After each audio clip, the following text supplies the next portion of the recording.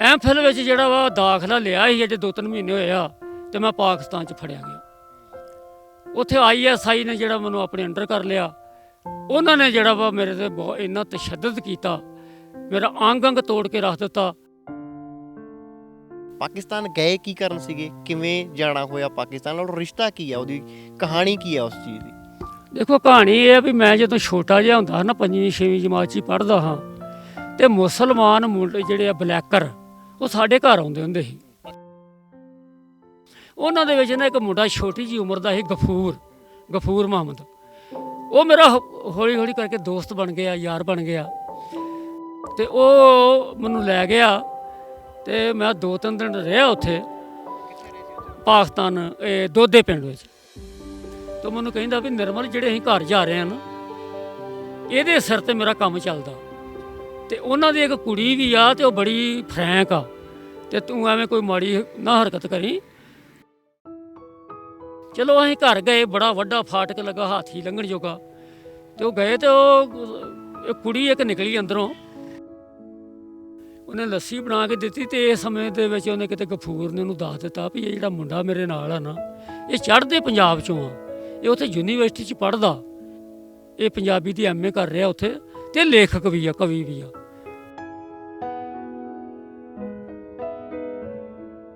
ਇਸ ਸਮੇਂ ਦੇ ਵਿੱਚ ਹੀ ਵੀ ਅਸੀਂ ਇੱਕ ਦੂਜੇ ਤੇ ਕਾਫੀ ਅਸੀਂ ਵੀ ਨੇੜੇ ਹੋ ਗਏ ਤੇ ਮੈਂ ਆਉਣਾ ਨਹੀਂ ਚਾਹੁੰਦਾ ਪਰ ਆਉਣਾ ਪਿਆ।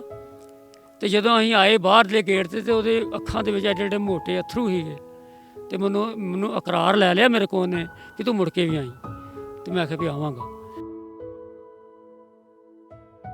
ਫਿਰ ਕਦੀ ਤੁਸੀਂ ਤਾਂ ਨਹੀਂ ਕੁਝ ਚੀਜ਼ ਬਲੈਕ ਕੀਤੀ ਜਾਂ ਕੋਈ ਵਪਾਰ ਇਦਾਂ ਦਾ? ਕਸਮ ਖਾ ਕੇ ਕਹਿ ਸਕਦਾ ਵੀ ਮੈਂ ਇੱਕ ਆਨੇ ਦੀ ਚੀਜ਼ ਵੀ ਨਾ ਕਦੀ ਇੱਧਰੋਂ ਬਲੈਕ ਕੀਤੀ। ਉਹ BSF ਵਾਲੇ ਸੁੱਤੇ ਸੀਗੇ, ਰਫਲਾਂ ਦੇ ਲਾਗੇ ਪਈਆਂ ਸੀ। ਮੈਨੂੰ ਉਹ ਮੇਰੇ ਨਾਲ ਦਾ ਕਹਿਣ ਲੱਗਾ ਯਾਰ ਇਹਦੇ ਰਫਲਾਂ ਚੁੱਕ ਲਈਏ, ਇਹ ਤਾਂ ਸੁੱਤੇ ਨੇ ਵੀ ਵੇਚ ਲਾਂਗੇ। ਸਪੀਕਰ ਵਿੱਚ ਬੜੀ ਉੱਚੀ ਆਵਾਜ਼ ਕਹਿੰਦੇ ਆ ਵੀ ਜਵਾਨੋ ਬਾਹਰ ਆ ਜਾਓ, ਬਾਹਾਂ ਖੜੀਆਂ ਕਰਕੇ, ਅਸੀਂ ਗੋਲੀ ਨਹੀਂ ਚਲਾਉਂਦੇ। ਵਾਕਿਆ ਉਹਨਾਂ ਗੋਲੀ ਨਹੀਂ ਚਲਾਈ, ਅਸੀਂ ਚਲੇ ਗਏ। ਪੈਂਦੇ ਉਹਨੂੰ ਸਾਡੇ ਉਹਨਾਂ ਨੇ ਅੱਖਾਂ ਬੰਨ੍ਹ ਲਈਆਂ, ਬਾਹਾਂ ਪਿੱਛੇ ਬੰਨ੍ਹ ਦਿੱਤੀਆਂ। ਉਹ ਸਾਨੂੰ ਨਾਰੋਵਾਲ ਲੈ ਗਏ ਥਾਣੇ 'ਚ। ਥਾਣੇ 'ਚ ਜਦੋਂ ਕੀਤੀ ਗਈ ਤਲਾਸ਼ੀ ਤੇ ਮੇਰੀ ਜੇਬ ਵਿੱਚੋਂ ਨਿਕਲ ਆਇਆ ਆਇਡੈਂਟੀ ਕਾਰਡ ਗੁਰੂ ਨਾਨਕ ਦੇਵ ਯੂਨੀਵਰਸਿਟੀ ਦਾ। ਫਿਰ ਮਿੱਤਰਾ ਉੱਥੇ ਸੁੱਟਣਾ ਕੀ ਸੀਗਾ ਵੀ 5 ਮਹੀਨੇ ਉਹਨਾਂ ਨੇ ਮੇਰਾ ਅੰਗ ਤੋੜ ਦਿੱਤਾ। ਵੀ ਜੇ ਤੇ ਪਤਾ ਲੱਗ ਜਾਂਦਾ ਸੀਮਾ ਨੂੰ ਵੀ ਉਹ ਫੜਿਆ ਗਿਆ ਤੇ ਉਹ ਤੇ ਮੈਨੂੰ ਇੱਕ ਡਾਂਗ ਵੀ ਨਾ ਪੈਣ ਦਿੰਦੀ। 5 ਮਹੀਨੇ ਤੋਂ ਵੱਧ ਸਮਾਂ ਮੇਰੇ ਤੇ ਜਦੋਂ ਤਸ਼ੱਦਦ ਹੋ ਗਿਆ ਤੇ ਮੈਂ ਦਵਾਈ ਦੇਣ ਲੱਗ ਪਿਆ ਮੈਨੂੰ ਹੁਣ ਗੋਲੀ ਮਾਰ ਦਿਓ, ਮੈਂ ਇਹ ਤੋਂ ਵੱਧ ਨਹੀਂ ਸਹਿ ਸਕਦਾ। ਤੇ ਫਿਰ ਕਿਤੇ ਜਾ ਕੇ ਜਿਹੜਾ ਉਹ ਸੀਮਾ ਨੂੰ ਗਫੂਰ ਨੇ ਦੱਸ ਦਿੱਤਾ ਵੀ ਤੇਰਾ ਨਿੰਮਾ ਜਿਹੜਾ ਉਹਦੇ ਉੱਥੇ ਫੜਿਆ 5 ਮਹੀਨੇ ਹੋ ਗਏ ਆ। ਫਿਰ ਹੌਲੀ ਹੌਲੀ ਕਰਕੇ 5-6 ਲੱਖ ਰੁਪਈਆ ਉਹਦਾ ਖਰਚ ਹੋਇਆ। ਈਵਨ ਉਹਨੇ ਆਪਣਾ ਸਰੀਰ ਵੀ ਪੇਸ਼ ਕੀਤਾ, ਸਰੀਰ ਵੀ ਪੇਸ਼ ਕਰ ਦਿੱਤਾ।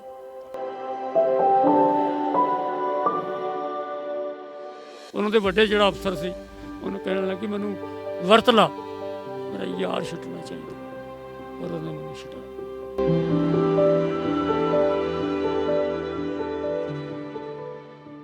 ਉਹ ਤੋਂ ਪਹਿਲਾਂ ਸੀਮਾ ਨੂੰ ਮੈਂ ਲੈ ਕੇ ਆਇਆ ਇੱਥੇ ਇੰਡੀਆ 'ਚ। ਉਦੋਂ ਰੁੱਤ ਸੀਗੀ ਬੜੀ ਪਿਆਰੀ ਤੇ ਕੋਲਾ ਕੂ ਕਰ ਰਹੀਆਂ ਸੀਗੀਆਂ, ਬਾਗ ਸੀ ਉੱਥੇ ਤੇ ਸੀਮਾ ਬੜੀ ਖੁਸ਼ ਹੋਈ ਉਤਰਨ ਵੈਸੇ।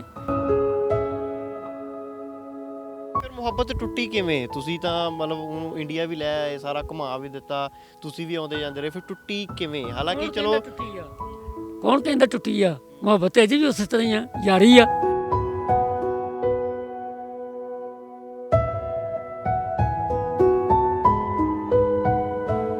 ਤੁਸੀਂ ਵੀ ਇੱਧਰ ਫਿਰ ਵਿਆਹ ਕਰਵਾ ਲਿਆ, ਉਹਨਾਂ ਨੇ ਵੀ ਵਿਆਹ 1996 ਵਿੱਚ ਮੇਰਾ ਵਿਆਹ ਹੋਇਆ ਇੱਥੇ ਬੜੇ ਇੱਕ ਠੱਗ ਪਰਿਵਾਰ ਦੇ ਵਿੱਚ। ਮੇਰੇ ਸਕੇ ਸਾਲਿਆਂ ਨੇ ਆਪਣੀ ਭੈਣ ਦੇ ਨਾਲ ਰੇਪ ਕੀਤਾ। ਮੇਰੀ ਮਿਸਜ ਦੇ ਕੋਲੋਂ ਉਹਨਾਂ ਨੇ ਲਗਭਗ 1.5 ਕਰੋੜ ਰੁਪਈਆ ਜਿਹੜਾ ਖਾ ਲਿਆ। ਮਿਲਾਂਗੇ ਤੇ ਖਿੜੇ ਮੱਥੇ, ਪਰ ਅਸੀਂ ਰੋਵਾਂਗੇ ਬਹੁਤ ਤੇ ਕਈ ਦਿਨ ਰੋਂਦੇ ਰਹਾਂਗੇ ਵੀ ਅਸੀਂ ਇੰਨੇ ਚਿਰਾਂ ਬਾਅਦ ਮਿਲੇ ਤੇ ਫਿਰ ਵੀ ਮਿਲੇ ਸਾਨੂੰ ਕੋਈ ਗੌਰਮੈਂਟ ਨਹੀਂ ਰੋਕ ਸਕੀ, ਸਾਨੂੰ ਕੋਈ ਚੀਜ਼ ਨਹੀਂ ਰੋਕ ਸਕੀ। ਇੱਥੋਂ ਮੈਂ ਕਹਿੰਦਾ ਵੀ ਮੁਹੱਬਤ ਨਾਲ ਦੀ ਕੋਈ ਸ਼ਕਤੀਸ਼ਾਲੀ ਚੀਜ਼ ਨਹੀਂ, ਨਫ਼ਰਤ ਨਾਲ ਦੀ ਕੋਈ ਘਟੀਆ ਚੀਜ਼ ਨਹੀਂ। ਮੁਹੱਬਤ ਜਿਹੜੀ ਹੈ ਸਾਨੂੰ ਜੋੜਦੀ ਆ, ਨਫ਼ਰਤ ਜਿਹੜੀ ਹੈ ਸਾਨੂੰ ਈਰਖਾ ਸਾੜਾ ਇਹ ਕਰਨ ਲਈ ਦੱਸਦੀ ਹੈ।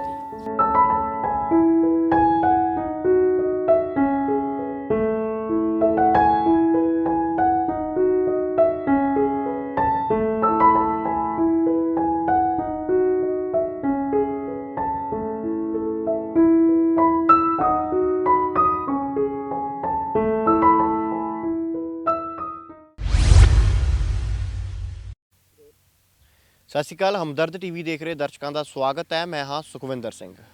47 ਦੀ ਵੰਡ ਹੋਈ ਤਾਂ ਦੋ ਮੁਲਕਾਂ ਦੇ ਵਿੱਚ ਇੱਕ ਲਕੀਰ ਖਿੱਚ ਦਿੱਤੀ ਗਈ। ਲੋਕ ਇੱਕ ਦੂਸਰੇ ਨੂੰ ਮਿਲਣ ਨੂੰ ਤਰਸਦੇ ਰਹੇ, ਪਰ ਇਹਨਾਂ ਲੋਕਾਂ ਦੀ ਆਪਸੀ ਮੁਹੱਬਤ ਅੱਜ ਤੱਕ ਨਹੀਂ ਘਟੀ ਹੈ। ਮੁਹੱਬਤ ਇਹਨਾਂ ਲੋਕਾਂ ਦੀ ਸਾਹਿਤ ਦੇ ਨਾਲ ਵੀ ਇੱਕੋ ਜਿਹੀ ਹੈ ਤੇ ਇਨਸਾਨੀ ਮੁਹੱਬਤ ਵੀ ਇੱਕੋ ਜਿਹੀ ਹੈ। ਸਾਡੇ ਨਾਲ ਇੱਕ ਅਜਿਹੇ ਸ਼ਖਸ ਮੌਜੂਦ ਨੇ ਜਿਨ੍ਹਾਂ ਦੀ ਜ਼ਿੰਦਗੀ ਪੂਰੀ ਦੀ ਪੂਰੀ ਸਾਹਿਤ ਦੇ ਲੇਖੇ ਲਾਈ, ਔਰ ਇਸ ਦਾ ਵੱਡਾ ਕਾਰਨ ਸੀ ਉਹਨਾਂ ਦਾ ਪਾਕਿਸਤਾਨ ਦੇ ਵਿੱਚ ਰਹਿੰਦੀ ਉਹ ਮੁਹੱਬਤ, ਜਿਸ ਨੂੰ ਉਹ ਅੱਜ ਤੱਕ ਨਹੀਂ ਭੁੱਲੇ। ਤੇ ਉਹੀ ਮੁਹੱਬਤ ਅੱਜ ਇੰਗਲੈਂਡ ਦੇ ਵਿੱਚ ਜਾ ਕੇ ਵੀ ਇਹਨਾਂ ਦੀ ਇੱਥੇ ਸਾਰ ਲੈਂਦੀ ਹੈ। ਸਾਡੇ ਨਾਲ ਨਿਰਮਲ ਸਿੰਘ ਨਿੰਮਾ ਲੰਗਾ ਜੀ ਮੌਜੂਦ ਨੇ। ਸਵਾਗਤ ਕਰਦੇ ਹਾਂ ਜੀ ਤੁਹਾਡਾ ਹਮਦਰਦ ਟੀਵੀ ਤੇ। ਹਾਂਜੀ, ਸਤਿ ਸ੍ਰੀ ਅਕਾਲ ਸਾਰੇ ਸਰੋਤਿਆਂ ਨੂੰ, ਮੇਰਾ ਦਰਸ਼ਕਾਂ ਨੂੰ ਮੇਰੇ ਵੱਲੋਂ। ਅਤੇ ਮੈਂ ਤੁਹਾਡਾ ਬਹੁਤ ਬਹੁਤ ਧੰਨਵਾਦ ਕਰਦਾ ਕਿ ਤੁਸੀਂ ਮੈਨੂੰ ਮਿਲਣ ਵਾਸਤੇ ਆਏ ਹੋ, ਮੇਰੀ ਮੁਲਾਕਾਤ ਕਰਨ ਵਾਸਤੇ ਆਏ ਹੋ। ਮੈਂ ਤੁਹਾਡਾ ਬਹੁਤ ਬਹੁਤ ਕੋਟ-ਕੋਟ ਧੰਨਵਾਦ ਕਰਦਾ।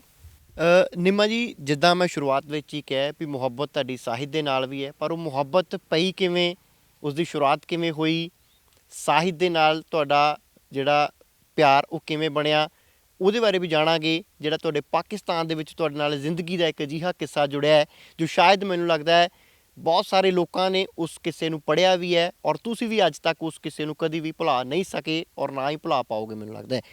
ਪਰ ਮੈਂ ਜਿਸ ਤਰੀਕੇ ਦੇ ਨਾਲ ਤੁਸੀਂ ਸਾਹਿਤਕ ਕਿਤਾਬਾਂ ਲਿਖਦੇ ਹੋ, ਨਾਵਲ ਲਿਖਦੇ ਹੋ, ਮੈਂ ਜਾਣਨਾ ਚਾਹੂੰਗਾ ਅਸਲ ਦੇ ਵਿੱਚ ਸਾਹਿਤ ਹੈ ਕੀ ਹੈ? ਹਾਂਜੀ, ਦੇਖੋ, ਸਾਹਿਤ ਜਿਹੜਾ ਵਾ ਦੋ ਸ਼ਬਦਾਂ ਦਾ ਜੋੜ ਆ।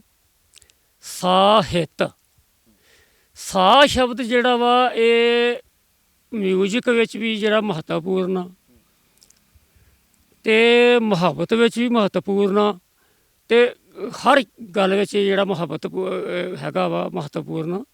ਵੀ ਸਾਹਿਤ ਵੀ ਹਿੱਤ ਹੁੰਦਾ ਕਿਸੇ ਦਾ, ਮਤਲਬ ਵੀ ਕਰਨਾ, ਹਿੱਤਾਂ ਦੀ ਪਾਲਣਾ ਕਰਨੀ, ਆਦੇਸ਼ਾਂ ਦੀ ਪਾਲਣਾ ਕਰਨੀ। ਵੀ ਮੁਹੱਬਤ ਨਾਲ ਕੋਈ ਗੱਲ ਕਰਨੀ, ਪਿਆਰ ਨਾਲ ਕੋਈ ਗੱਲ ਕਰਨ ਨੂੰ ਅਸੀਂ ਸਾਹਿਤ ਕਹਿੰਦੇ ਹਾਂ। ਇਹ ਲੋਕਾਂ ਦੇ ਵਿੱਚ ਪਿਆ ਵਾ ਸਾਹਿਤ, ਇਹ ਲੋਕਾਂ ਦੇ ਵਿੱਚੋਂ ਕੱਢਣਾ। ਇਹ ਕਿਸੇ ਲੇਖਕ ਜਿਹੜਾ ਵਾ ਇਹ ਉਹਨੂੰ ਕੁਦਰਤ ਨੇ ਇੱਕ ਕਲਾ ਦਿੱਤੀ ਹੁੰਦੀ ਆ ਵੀ ਉਹ ਆਪਣੀ ਕਲਾ ਦੇ ਰਾਹੀਂ ਜਿਹੜਾ ਵਾ ਉਹ ਸਾਹਿਤ ਨੂੰ ਜਿਹੜਾ ਵਾ ਉਹ ਉਪਜਾਏ, ਉਹਦੀ ਉਪਜ ਕਰੇ। ਇਸ ਕਰਕੇ ਜਿਹੜਾ ਵਾ ਜੇ ਮੈਂ ਇੱਥੇ ਹਾਂ ਅਤੇ ਮੈਂ ਇੱਥੇ ਵੀ ਲੋਕਾਂ ਨੂੰ ਮੁਹੱਬਤ ਕਰਦਾ। ਮੈਂ ਜ਼ਿੰਦਗੀ ਦਾ ਸਾਰਾ ਨਿਚੋੜ ਕੱਢਿਆ ਕਿ ਮੁਹੱਬਤ ਜਿਹੜੀ ਆ ਦੁਨੀਆ ਦੀ ਸਭ ਤੋਂ ਤਾਕਤਵਰ ਚੀਜ਼ ਆ। ਨਫ਼ਰਤ ਜਿਹੜੀ ਆ ਇਹ ਸਭ ਤੋਂ ਘਟੀਆ ਚੀਜ਼ ਆ। ਇਹਦੇ ਵਰਗੀ ਘਟੀਆ ਕੋਈ ਚੀਜ਼ ਹੀ ਨਹੀਂ ਹੈਗੀ। ਮੁਹੱਬਤ ਜਿਹੜੀ ਆ ਸਾਨੂੰ ਕਿਸੇ ਨਾਲ ਮਿਲਾਉਂਦੀ ਆ, ਕਿਸੇ ਨਾਲ ਜੋੜਦੀ ਆ। ਜਿਹੜਾ ਹੈਗਾ ਕਿਸੇ ਨਾਲ ਈਰਖਾ ਸਾੜਾ, ਇਹ ਜਿਹੜਾ ਸਾਨੂੰ ਤੋੜਦਾ, ਵਿਛੋੜਦਾ, ਇਹ ਹੋਰ ਬੜੀਆਂ ਜਿਹੜੀਆਂ ਨੇ ਅਲਾਮਤਾਂ ਪੈਦਾ ਕਰਦਾ। ਮੈਂ ਹੁਣ ਵੀ, ਮੈਨੂੰ ਲਿਖਣ ਦੀ ਜਿਹੜੀ ਚੇਟਕ ਆ ਉਹ ਤਾਂ ਮੈਨੂੰ ਪ੍ਰਾਇਮਰੀ ਸਕੂਲ ਤੋਂ ਹੀ ਲੱਗੀ ਸੀ। ਮੇਰੇ ਉਸਤਾਦ ਮਾਸਟਰ ਸਰਜੀਤ ਸਿੰਘ ਜੀ ਮੇਰੇ ਪਿੰਡ ਦੇ ਹੀ ਆ, ਉਹਨਾਂ ਨੇ ਮੇਰੇ ਵੱਲ ਧਿਆਨ ਦਿੱਤਾ ਸੀ ਥੋੜ੍ਹਾ। ਫਿਰ ਮੈਂ ਹਾਈ ਸਕੂਲ ਜੋੜਾ ਛੱਤਰਾਂ ਦੇ ਵਿੱਚ ਗਿਆ ਅਤੇ ਉੱਥੇ ਲਾਇਬ੍ਰੇਰੀ ਸੀਗੀ ਪਾਕਿਸਤਾਨ ਦੇ ਵੇਲੇ ਦੀ। ਉਸੇ ਮੈਂ ਨਾਵਲ, ਪਹਿਲਾ ਨਾਵਲ ਮੇਰੇ ਹੱਥ 'ਚ ਦਿੱਤਾ ਮਾਸਟਰ ਨੇ ਆਪਣੇ ਗੜੋਂ ਲਾਹੁਣ ਦੀ ਖਾਤਰ ਮੈਨੂੰ, ਵੀ ਮੁੜ ਕੇ ਕਿਤਾਬ ਹੀ ਕੋਈ ਨਾ ਮੰਗੇ। ਉਹਨੇ ਦੇ ਦਿੱਤਾ ਨਾਵਲ, ਬੜਾ ਔਖਾ ਜਿਹਾ ਮੈਨੂੰ, ਸੂਰਮੇ ਦੀ ਸਿਰਜਣਾ, ਆਸਤਰਾਵਸਕੀ ਨਿਕੋਲਾਈ ਦਾ ਨਾਵਲ ਲਿਖਿਆ। ਅੱਜ ਵੀ ਉਹ ਕਵੀ ਨਾ ਛਾਡੂ ਖੇਤ ਦੇ ਰੂਪ ਵਿੱਚ ਆਇਆ ਮਾਰਕੀਟ 'ਚ, ਕਰਨਜੀਤ ਉਹਨਾਂ ਦਾ ਅਨੁਵਾਦ ਕੀਤਾ। ਉਹ ਮੈਨੂੰ ਇੰਨਾ ਚੰਗਾ ਲੱਗਾ ਵੀ ਮੈਂ ਉਹਦਾ ਜੁਰਮਾਨਾ ਤਾਂ ਭਰ ਦਿੱਤਾ, 8 ਰੁਪਈਏ ਕਿ 7 ਰੁਪਈਏ ਉਹਨਾਂ ਨੇ ਪਾਇਆ ਮੈਨੂੰ ਜੁਰਮਾਨਾ। ਮੈਂ ਉਹ ਨਾਵਲ ਨਹੀਂ ਦਿੱਤਾ ਵਾਪਸ। ਉਹਨੂੰ ਮੈਂ ਖਰਾ ਕਿੰਨੀ ਕੁ ਵਾਰ ਪੜ੍ਹਿਆ ਹੋਊਗਾ।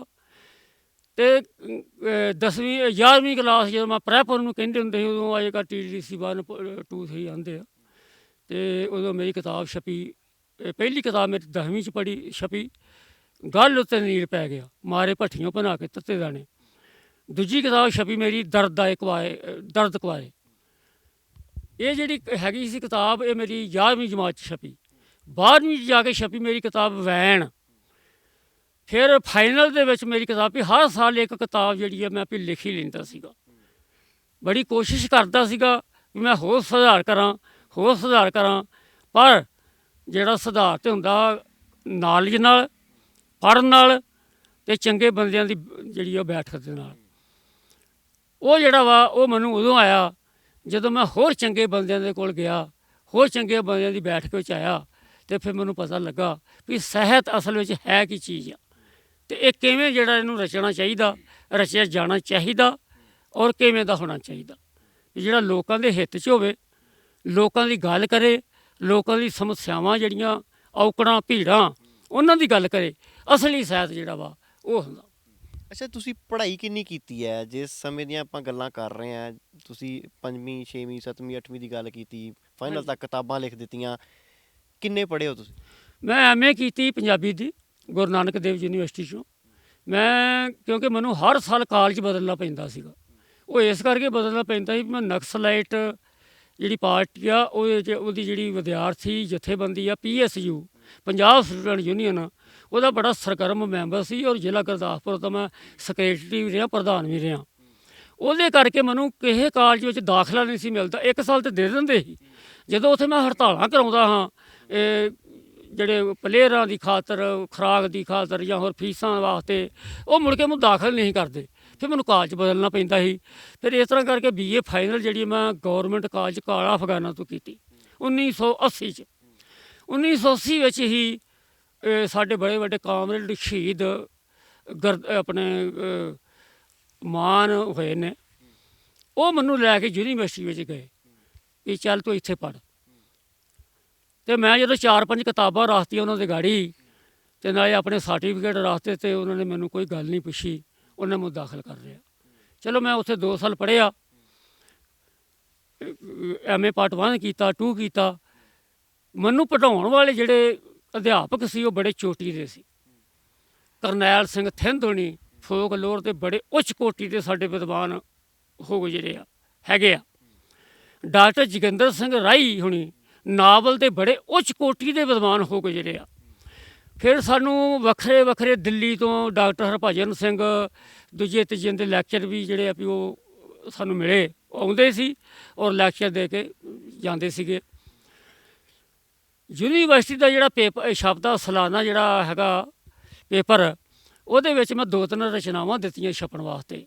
ਉਹਨਾਂ ਨੂੰ ਪੜ੍ਹ ਕੇ ਡਾਕਟਰ ਜੋਗਿੰਦਰ ਸਿੰਘ ਰਾਈ ਹੋਣਾ ਨੇ ਮੈਨੂੰ ਵੱਖਰਾ ਸੱਦਿਆ ਔਰ ਕਿਹਾ ਕਿ ਨਿਰਮਲ, ਤੂੰ ਬਹੁਤ ਅੱਛਾ ਲੇਖਕ ਬਣ ਸਕਣਾ, ਪਰ ਜੇ ਤੂੰ ਧਿਆਨ ਦੇਵੇਂ ਤੇ ਜੇ ਤੂੰ ਧਿਆਨ ਨਾ ਦਿੱਤਾ ਤਾਂ ਫਿਰ ਤੂੰ ਰੁੱਝ ਜਾਏਗਾ। ਅਤੇ ਆਹ ਜਿਹੜੇ ਤੂੰ ਗੀਤ ਗੂਤ ਲਿਖਦਾ ਫਿਰਦਾ ਨਾ, ਇਹਨਾਂ ਦਾ ਕੋਈ ਮੁੱਲ ਨਹੀਂ, ਤੂੰ ਵਾਰਤਕ ਵਿੱਚ ਸਫਲ ਹੋ ਸਕਣਾ, ਤੇਰੀ ਵਾਰਤਕ ਬਹੁਤ ਅੱਛੀ ਆ। ਚਲੋ ਮੈਂ ਉਹਨਾਂ ਦੀ ਗੱਲ ਪੱਲੇ ਬੰਨੀ ਅਤੇ ਮੈਂ ਕਰਦਾ ਕਰਾਉਂਦਾ ਜਿਹੜਾ ਵਾ ਉਹ MPhil 'ਚ ਚਲਾ ਗਿਆ। MPhil ਵਿੱਚ ਜਿਹੜਾ ਵਾ ਦਾਖਲਾ ਲਿਆ ਸੀ, ਅਜੇ 2-3 ਮਹੀਨੇ ਹੋਏ ਆ, ਅਤੇ ਮੈਂ ਪਾਕਿਸਤਾਨ 'ਚ ਫੜਿਆ ਗਿਆ। ਉੱਥੇ ISI ਨੇ ਜਿਹੜਾ ਮੈਨੂੰ ਆਪਣੇ ਅੰਡਰ ਕਰ ਲਿਆ। ਉਹਨਾਂ ਨੇ ਜਿਹੜਾ ਵਾ ਮੇਰੇ 'ਤੇ ਬਹੁਤ ਇੰਨਾ ਤਸ਼ੱਦਦ ਕੀਤਾ, ਮੇਰਾ ਅੰਗ ਅੰਗ ਤੋੜ ਕੇ ਰੱਖ ਦਿੱਤਾ, ਅਤੇ ਜਿਹੜਾ ਵਾ ਮੁੜ ਕੇ ਮੈਂ ਪੜ੍ਹ ਨਹੀਂ ਸਕਿਆ, ਸਿਰਫ MPhil ਵਿੱਚ ਦਾਖਲਾ ਹੀ ਹੋਇਆ ਮੇਰਾ। ਅੱਛਾ, ਮੈਨੂੰ ਦੱਸੋ, ਪਾਕਿਸਤਾਨ ਦੇ ਵਿੱਚ ਤੁਸੀਂ ਫੜੇ ਗਏ, ਕਿਹਾ ISI ਦੇ ਮੈਨੂੰ ਫੜ ਲਿਆ, ਮੈਨੂੰ ਮਾਰਿਆ ਕੁੱਟਿਆ ਵੀ। ਪਾਕਿਸਤਾਨ ਦੇ ਨਾਲ ਕਹਿੰਦੇ ਤੁਹਾਡਾ ਬਹੁਤ ਗੂੜਾ ਰਿਸ਼ਤਾ ਹੈ। ਪਾਕਿਸਤਾਨ ਗਏ ਕੀ ਕਰਨ ਸੀਗੇ? ਕਿਵੇਂ ਜਾਣਾ ਹੋਇਆ ਪਾਕਿਸਤਾਨ ਨਾਲ? ਰਿਸ਼ਤਾ ਕੀ ਆ, ਉਹਦੀ ਕਹਾਣੀ ਕੀ ਆ ਉਸ ਚੀਜ਼ ਦੀ? ਦੇਖੋ, ਕਹਾਣੀ ਇਹ ਆ ਵੀ ਮੈਂ ਜਦੋਂ ਛੋਟਾ ਜਿਹਾ ਹੁੰਦਾ ਨਾ 5ਵੀਂ-6ਵੀਂ ਜਮਾਤ 'ਚ ਹੀ ਪੜ੍ਹਦਾ ਹਾਂ, ਅਤੇ ਮੁਸਲਮਾਨ ਮੁੰਡੇ ਜਿਹੜੇ ਆ ਬਲੈਕਰ, ਉਹ ਸਾਡੇ ਘਰ ਆਉਂਦੇ ਹੁੰਦੇ ਸੀ ਪਾਕਿਸਤਾਨ ਵਾਲੇ ਪਾਸਿਓਂ। ਉਹ ਲੈ ਕੇ ਆਉਂਦੇ ਸੀ ਆਪਣਾ ਮਾਲ ਇੱਧਰ, ਜਿਵੇਂ ਕਿ 2 ਘੋੜਾ ਬੋਸਕੀ ਬੜਾ ਮਸ਼ਹੂਰ ਸੀ ਉਦੋਂ ਕੱਪੜਾ, ਉਹ ਲੈ ਕੇ ਆਉਂਦੇ ਸੀ, ਅਫੀਮ ਲੈ ਕੇ ਆਉਂਦੇ ਸੀ, ਲੈਚੀਆਂ, ਆਪਣੀ ਕਾਲੀ ਮਿਰਚ, ਇਸ ਤਰ੍ਹਾਂ ਕਰਕੇ। ਉਹਨਾਂ ਨੇ ਸਾਡਾ ਘਰ ਇਸ ਕਰਕੇ ਚੁਣਿਆ ਸੀ ਵੀ ਅਸੀਂ ਇੱਕ ਤਾਂ ਆਪਣੇ ਪਿੰਡ ਦੇ ਸਭ ਤੋਂ ਜਿਹੜੇ ਆ ਜਗੀਰਦਾਰ ਬੰਦੇ ਸੀ। ਦੂਜੀ ਗੱਲ ਇਹ ਵੀ ਮਹੱਤਵਪੂਰਨ ਸੀ ਕਿ ਵੀ ਮੇਰੇ ਡੈਡੀ ਜੀ ਜਿਹੜੇ ਸਰਦਾਰ ਸੇਵਾ ਸਿੰਘ ਅਤੇ ਸਰਦਾਰ ਹਰਬੰਸ ਸਿੰਘ ਮੇਰੇ ਚਾਚਾ ਜੀ ਆ, ਉਹ ਕੋਈ ਬੇਈਮਾਨ ਬੰਦੇ ਨਹੀਂ ਸੀ। ਉਹ ਕਦੀ ਉਹਨਾਂ ਦੀ ਕਿਸੇ ਚੀਜ਼ ਵਿੱਚ ਕੋਈ ਹੇਰਾ ਫੇਰੀ ਨਹੀਂ ਕਰਦੇ। ਉਹ ਜਦੋਂ ਵੀ ਕਿਤੇ ਹੋਰ ਥੇ ਰੱਖਦੇ ਸੀ ਆਪਣਾ ਸਮਾਨ, ਜਾਂ ਤਾਂ ਕੋਈ ਉਹਨਾਂ ਦੀ ਫੀਮ ਕੱਢ ਲੈਂਦਾ ਸੀ, ਜਾਂ ਕੋਈ ਸੋਨੇ ਦਾ ਬਿਸਕੁਟ ਚੁਰਾ ਲੈਂਦਾ ਸੀ, ਜਾਂ ਕੋਈ ਕਰ ਲੈਂਦਾ ਸੀ ਵੀ ਹੇਰਾਫੇਰੀ ਕਰਦੇ ਸੀ। ਇਹ ਕਰਕੇ ਸਾਡੇ ਘਰ ਵਿੱਚ ਉਹਨਾਂ ਦਾ ਬਹੁਤ ਆਉਣਾ ਜਾਣਾ ਸੀ। ਉਹ ਘੋੜੀਆਂ ਵੀ ਉਹਨਾਂ ਦੀਆਂ ਮੈਂ ਬੜੇ ਹੂਟੇ ਲੈਂਦਾ ਰਿਹਾ ਉਹਨਾਂ ਦੀਆਂ ਘੋੜੀਆਂ 'ਤੇ। ਉਹਨਾਂ ਦੇ ਵਿੱਚ ਨਾ ਇੱਕ ਮੁੰਡਾ ਛੋਟੀ ਜਿਹੀ ਉਮਰ ਦਾ ਸੀ, ਗਫੂਰ ਮੁਹੰਮਦ। ਉਹ ਮੇਰਾ ਹੌਲੀ ਹੌਲੀ ਕਰਕੇ ਦੋਸਤ ਬਣ ਗਿਆ, ਯਾਰ ਬਣ ਗਿਆ। ਅਤੇ ਉੱਧਰੋਂ ਮੈਂ ਜਮਾਤਾਂ ਕਰਾਸ ਕਰਦਾ ਗਿਆ, ਅਤੇ ਇੱਧਰੋਂ ਮੈਂ ਮੈਟਰ ਕਰ ਲਈ। ਗਫੂਰ ਵੀ ਉੱਧਰ ਪੜ੍ਹਦਾ ਸੀ ਅਸਲ 'ਚ, ਪੜ੍ਹਦਾ ਹੀ ਵੀ ਉਹਨਾਂ ਦੀਆਂ ਹੋਣਗੀਆਂ ਘਰੇਲੂ ਹਾਲਾਤ ਹੁੰਦੇ ਨੇ। ਅਤੇ ਮੇਰਾ ਦੋਸਤ ਬਣਿਆ ਬੜਾ ਪਿਆਰਾ। ਅਤੇ ਮੈਂ ਉਹਨੂੰ ਇੱਕ ਵਾਰ ਕਹਿ ਬੈਠਾ, ਮੈਂ ਇੱਧਰ ਨਾ ਹੋ ਚੁੱਕਾ ਪ੍ਰੈਪ 'ਚ ਚਲ ਗਿਆ ਸੀ ਕਾਲਜ ਵਿੱਚ। ਮੈਂ ਕਿਹਾ ਗਫੂਰ ਯਾਰ, ਮੇਰੇ ਇੰਡੀਆ ਦਾ ਤਾਂ ਤੂੰ ਹਰ ਚੀਜ਼ ਚੱਪਾ ਗਾ ਲਿਆ, ਅਤੇ ਮੈਨੂੰ ਵੀ ਪਾਕਿਸਤਾਨ ਵਿਖਾਲ ਦੇ। ਉਹਨੇ ਇਸੇ 'ਚ ਆਂਦਾ ਵੀ ਨਹੀਂ, ਤੇਰਾ ਡੈਡੀ ਗੁੱਸੇ ਹੋਏਗਾ, ਤੇਰੀ ਮੰਮੀ ਗੁੱਸੇ ਹੋਏਗੀ, ਮੇਰਾ ਵੀ ਮੈਨੂੰ ਬਹੁਤ ਮੁਹੱਬਤ ਕਰਦੇ ਨੇ, ਪਿਆਰ ਕਰਦੇ ਨੇ ਸਾਡੇ ਲੋਕਾਂ ਨਾਲ, ਅਤੇ ਚੰਗੀ ਗੱਲ ਨਹੀਂ ਹੈਗੀ। ਜੇ ਪੁਲਿਸ ਨੂੰ ਪਤਾ ਲੱਗ ਗਿਆ ਤਾਂ ਤੇਰੇ ਵਾਰੰਟ ਕੱਢ ਦੇਣਗੇ, ਉਹ ਕਰ ਦੇਣਗੇ, ਇਹ ਕਰ ਦੇਣਗੇ। ਇਸ ਤਰ੍ਹਾਂ ਕਰਦਿਆਂ 2-3 ਸਾਲ ਜਿਹੜੇ ਬੀਤ ਗਏ। ਇਹਨਾਂ ਸਾਲਾਂ ਦੇ ਵਿੱਚ ਮੈਂ ਨਕਸਲਾਈਟ ਪਾਰਟੀ ਵਿੱਚ ਆ ਚੁੱਕਾ ਹਾਂ। ਨਕਸਲਾਈਟਾਂ ਦੇ ਵਿੱਚ ਮੇਰੇ ਉੱਤੇ ਕਈ ਮੁਕੱਦਮੇ ਚੱਲ ਚੁੱਕੇ ਸੀ। ਮੈਂ 2 ਵਾਰ ਇੰਟੈਰੋਗੇਸ਼ਨ ਸੈਂਟਰ ਵੀ ਭੁਗਤ ਚੁੱਕਾ ਹਾਂ। ਅਤੇ ਮੁੜ ਕੇ ਆਣ ਕੇ ਮੰਨਿਆ ਉਹ 1980 ਦੇ ਵਿੱਚ ਉਹ ਮੰਨ ਗਿਆ। ਆਂਦਾ ਯਾਰ ਤੈਨੂੰ ਲੈ ਹੀ ਜਾਂਦਾ, ਪਰ ਦੱਸੀ ਨਾ ਕਰ। ਮੈਂ ਕਿਹਾ ਵੀ ਨਹੀਂ ਦੱਸਦਾ। ਚਲੋ ਮੈਨੂੰ ਉਹ ਲੈ ਗਿਆ ਪਾਕਿਸਤਾਨ। ਤੁਸੀਂ ਬਾਰਡਰ ਟੱਪ ਕੇ ਉਦੋਂ ਤਾਰ ਤੂਰ ਸੀਗੀ ਉਦੋਂ ਕੁਛ? ਕੋਈ ਉਦੋਂ ਕਰੰਟਡ ਤਾਰ ਨਹੀਂ, ਕੋਈ ਚੌਂਕੀ ਪਾਕਿਸਤਾਨ ਵਾਲੇ ਪਾਸੇ ਤੇ ਕੋਈ ਚੌਂਕੀ ਹੈ ਹੀ ਨਹੀਂ ਸੀ। ਉਹ ਆਂਦੇ ਜੇ ਇੰਡੀਆ ਵਾਲੇ ਕਰਦੇ ਚੌਂਕੀਆਂ ਹੈਗੀਆਂ ਤਾਂ ਸਾਨੂੰ ਕੀ ਲੋੜ ਆ, ਪਹਿਲੀ ਗੱਲ। ਦੂਜੀ ਗੱਲ, ਜੇ ਇੰਡੀਆ ਵਿੱਚ ਚੌਂਕੀਆਂ ਸੀ ਤਾਂ ਹੈਗੀਆਂ ਸੀ 5 ਕਿਲੋਮੀਟਰ ਤੇ 10 ਕਿਲੋਮੀਟਰ ਤੇ, ਕੋਈ 15 ਕਿਲੋਮੀਟਰ ਤੇ ਵੀ ਸੀ। ਅਤੇ ਉਹ ਵਿਚਲਾ ਸਾਰਾ ਥਾਂ ਜਿਹੜਾ ਪਿਆ ਹੀ ਹੁੰਦਾ ਸੀ। ਮੈਂ ਤਾਂ ਕਈ ਵਾਰ ਦਿਨੇ ਵੀ ਲੰਘ ਜਾਂਦਾ ਰਿਹਾ, ਦਿਨੇ ਵੀ ਕੋਈ ਇੱਥੇ ਡੱਕ ਨਹੀਂ ਹੁੰਦੀ, ਇਹ ਨਾ ਖੁੱਲ੍ਹਾ ਕੰਮ ਸੀਗਾ।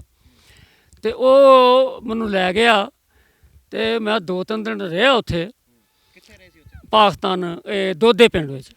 ਦੋਦੇ ਪਿੰਡ ਦੇ ਵਿੱਚ, ਉਹ ਦੋਦੇ ਪਿੰਡ ਦੇ ਹੀ ਕੁਝ ਘਰ ਜਿਹੜੇ ਆ, ਕਰਤਾਰਪੁਰ ਦਾ ਜਿਹੜਾ ਅੱਜ ਕੱਲ੍ਹ ਹੈਗਾ ਗੁਰਦੁਆਰਾ, ਇਹ ਸ਼੍ਰੋਮਣੀ ਕਮੇਟੀ ਤੇ ਆਂਦੀ ਮੈਂ ਅੱਜ ਖੋਲ੍ਹ ਦਿੱਤਾ। ਮੈਂ ਤਾਂ ਸੰਨ 80 'ਚ ਖੋਲ੍ਹਤਾ ਸੀ, 81 'ਚ।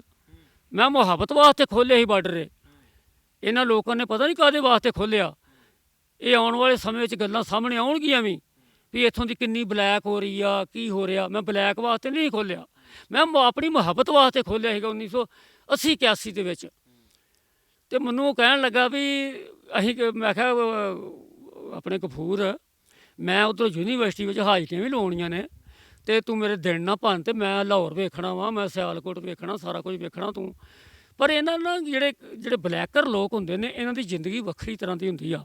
ਇਹਨਾਂ ਨੂੰ ਪੁਲਿਸ ਕੋਲੋਂ ਬਚਣਾ ਪੈਂਦਾ, ਲੋਕਾਂ ਕੋਲ ਬਚਣਾ ਪੈਂਦਾ, ਕਈ ਕੁਝ ਉਹਦੀਆਂ ਆਪਣੀਆਂ ਜ਼ਿੰਮੇਵਾਰੀਆਂ ਸੀਗੀਆਂ, ਉਹਦੇ ਕੋਈ ਕਾਰਨ ਸੀਗੇ। ਫਿਰ ਇੱਕ ਦਿਨ ਮੈਨੂੰ ਕਹਿੰਦਾ ਵੀ ਚੱਲ ਆ ਚੱਲੀਏ। ਚਲੇ ਗਏ ਅਸੀਂ, ਪਹਿਲਾਂ ਨਾਰੋਵਾਲ ਗਏ, ਨਾਰੋਵਾਲੋਂ ਬੱਸੇ ਪੈ ਕੇ ਅਸੀਂ ਸਿਆਲਕੋਟ ਗਏ। ਸਿਆਲਕੋਟ ਗਏ ਤਾਂ ਉੱਥੋਂ ਮਾਲ ਚੁੱਕਦਾ ਸੀ ਜਿਹੜੇ ਬੰਦੇ ਕੋਲ, ਉਹਦਾ ਨਾਂ ਖਾਨ ਸੀਗਾ। ਉਹਦਾ ਅਸਲੀ ਨਾਂ ਹੁਣ ਮੈਨੂੰ ਮੈਂ ਬਾਰਡਰਨਾਮੇ ਵਿੱਚ ਲਿਖਿਆ ਵੀ ਨਾਮ ਮੈਨੂੰ ਭੁੱਲ ਗਿਆ। ਉਹਨੂੰ ਖਾਨ ਕਹਿੰਦੇ ਸੀ। ਉਹ ਮੈਨੂੰ ਜਿੰਦਰਾ ਬਾਜ਼ਾਰ ਦੇ ਨਾਲੋਂ ਇੱਕ ਬਾਜ਼ਾਰ ਟੁੱਟਦਾ ਵਾ ਪਹਾੜ ਵਾਲੇ ਬੰਨੇ, ਉੱਥੇ ਉਹਨਾਂ ਦਾ ਘਰ ਸੀਗਾ। ਉਹਦੇ ਗਾੜੀ ਖੁੱਲ੍ਹੇ ਏਰੀਆ ਪਿਆ ਸੀਗਾ, ਵੀ ਬੈਕਵਰਡ ਏਰੀਆ ਜਿਹਨੂੰ ਅਸੀਂ ਕਹਿੰਦੇ ਹਾਂ ਵੀ ਹੈਗਾ ਸੀਗਾ। ਤਾਂ ਮੈਨੂੰ ਕਹਿੰਦਾ ਵੀ ਨਿਰਮਲ, ਜਿਹੜੇ ਅਸੀਂ ਘਰ ਜਾ ਰਹੇ ਹਾਂ ਨਾ, ਇਹਦੇ ਸਿਰ 'ਤੇ ਮੇਰਾ ਕੰਮ ਚੱਲਦਾ, ਅਤੇ ਉਹਨਾਂ ਦੀ ਇੱਕ ਕੁੜੀ ਵੀ ਆ, ਅਤੇ ਉਹ ਬੜੀ ਫਰੈਂਕ ਆ, ਅਤੇ ਤੂੰ ਐਵੇਂ ਕੋਈ ਮਾੜੀ ਨਾ ਹਰਕਤ ਕਰੀ, ਅਤੇ ਵੀ ਸਾਡਾ ਕੰਮ ਜਾਂਦਾ ਰਹੇਗਾ। ਅਤੇ ਉਂਝ ਆ ਜਾ ਮੇਰੇ ਨਾਲ, ਅਤੇ ਉੱਥੇ ਆਪਾਂ ਦੁਪਹਿਰ ਗੁਜ਼ਾਰਾਂਗੇ, ਅਤੇ ਮੁੜ ਕੇ ਸ਼ਾਮ ਨੂੰ ਆਪਾਂ ਚਲੇ ਜਾਣਾ ਵਾ। ਜਦੋਂ ਗਫੂਰ ਹੋਣੀ ਮਾਲ ਲੈ ਕੇ ਇੱਧਰ ਆਉਂਦੇ ਜਾਂਦੇ ਸੀਗੇ, ਉਹ ਬੰਦਾ ਸੀ ਪਠਾਨ? ਨਹੀਂ, ਉਹ ਕਦੀ ਵੀ ਇੱਧਰ ਇੰਡੀਆ ਦਾ ਕ੍ਰਾਸ ਨਹੀਂ ਕੀਤਾ। ਉਹ ਸਿਰਫ ਦਿੰਦਾ ਸੀ ਮਾਲ, ਅਤੇ ਗਫੂਰ ਹੋਣੀ ਉਹਦੇ ਕੋਲ ਲੈ ਕੇ ਆਉਂਦੇ ਸੀ ਮਾਲ। ਉਹਨਾਂ ਕੋਲ ਮਾਲ ਜਿਹੜਾ ਵਾ, ਉਹ ਤਾਂ ਮੈਨੂੰ ਬਾਅਦ 'ਚ ਪਤਾ ਲੱਗਾ ਵੀ ਆਉਂਦਾ ਕਿੱਥੋਂ ਆ। ਹੁਣ ਸਾਡੇ ਬਹੁਤੇ ਲੋਕ ਇਹ ਸਮਝਦੇ ਵੀ ਸੋਨਾ ਪਾਕਿਸਤਾਨ 'ਚ ਹੁੰਦਾ ਵਾ, ਪਾਕਿਸਤਾਨ 'ਚ ਅਫੀਮ ਹੁੰਦੀ ਆ, ਚਰਸ ਹੁੰਦੀ ਆ, ਆਪਣੇ ਚਿੱਟਾ ਹੁੰਦਾ ਵਾ, ਜਾਂ ਵੀ ਹੈਰੋਇਨ ਹੁੰਦੀ ਆ। ਨਹੀਂ, ਪਾਕਿਸਤਾਨ 'ਚ ਕੁਛ ਨਹੀਂ ਹੈਗਾ। ਇਹ ਸਾਰਾ ਜਿਹੜਾ ਸਿਸਟਮ ਹੈ, ਮਾਲ ਹੈ, ਇਹ ਸਾਰਾ ਅਫਗਾਨਿਸਤਾਨ 'ਚ ਆਉਂਦਾ। ਫਰੰਟੀਅਰ ਦਾ ਏਰੀਆ ਨੂੰ ਕਹਿੰਦੇ ਆ, ਜਾਂ ਲੰਡੀ ਕੋਤਲ ਦਾ ਏਰੀਆ ਕਹਿੰਦੇ ਆ।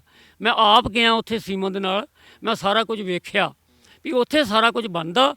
ਉੱਥੋਂ ਫਿਰ ਉਹ ਊਠਾਂ ਰਾਹੀਂ ਜਾਂ ਖੱਚਰਾਂ ਰਾਹੀਂ ਜਾਂ ਕਿਸੇ ਹੋਰ ਵੀ ਢੰਗ ਰਾਹੀਂ ਜਿਹੜਾ ਵਾ, ਉਹ ਬਾਰਡਰ ਦੇ ਉੱਤੇ ਉਹਨਾਂ ਕੰਟੈਕਟਾਂ ਕੋਲ ਪਹੁੰਚਾਉਂਦੇ ਨੇ, ਜਿੱਥੇ ਉਹਨਾਂ ਦੇ ਜਿਹੜੇ ਖਾਸ ਬੰਦੇ ਹੁੰਦੇ ਆ, ਉਹਨਾਂ ਨੂੰ ਕੁਆਂਟਲਾਂ ਦੇ ਹਿਸਾਬ ਨਾਲ ਚੀਜ਼ ਦਿੰਦੇ ਨੇ, ਉਹ ਰਿਵਾਲਵਰ ਦੇ ਦਿੱਤੇ, ਉਹ ਦਰਜਨਾਂ ਦੇ ਹਿਸਾਬ ਨਾਲ ਦੇ ਦਿੰਦੇ ਆ।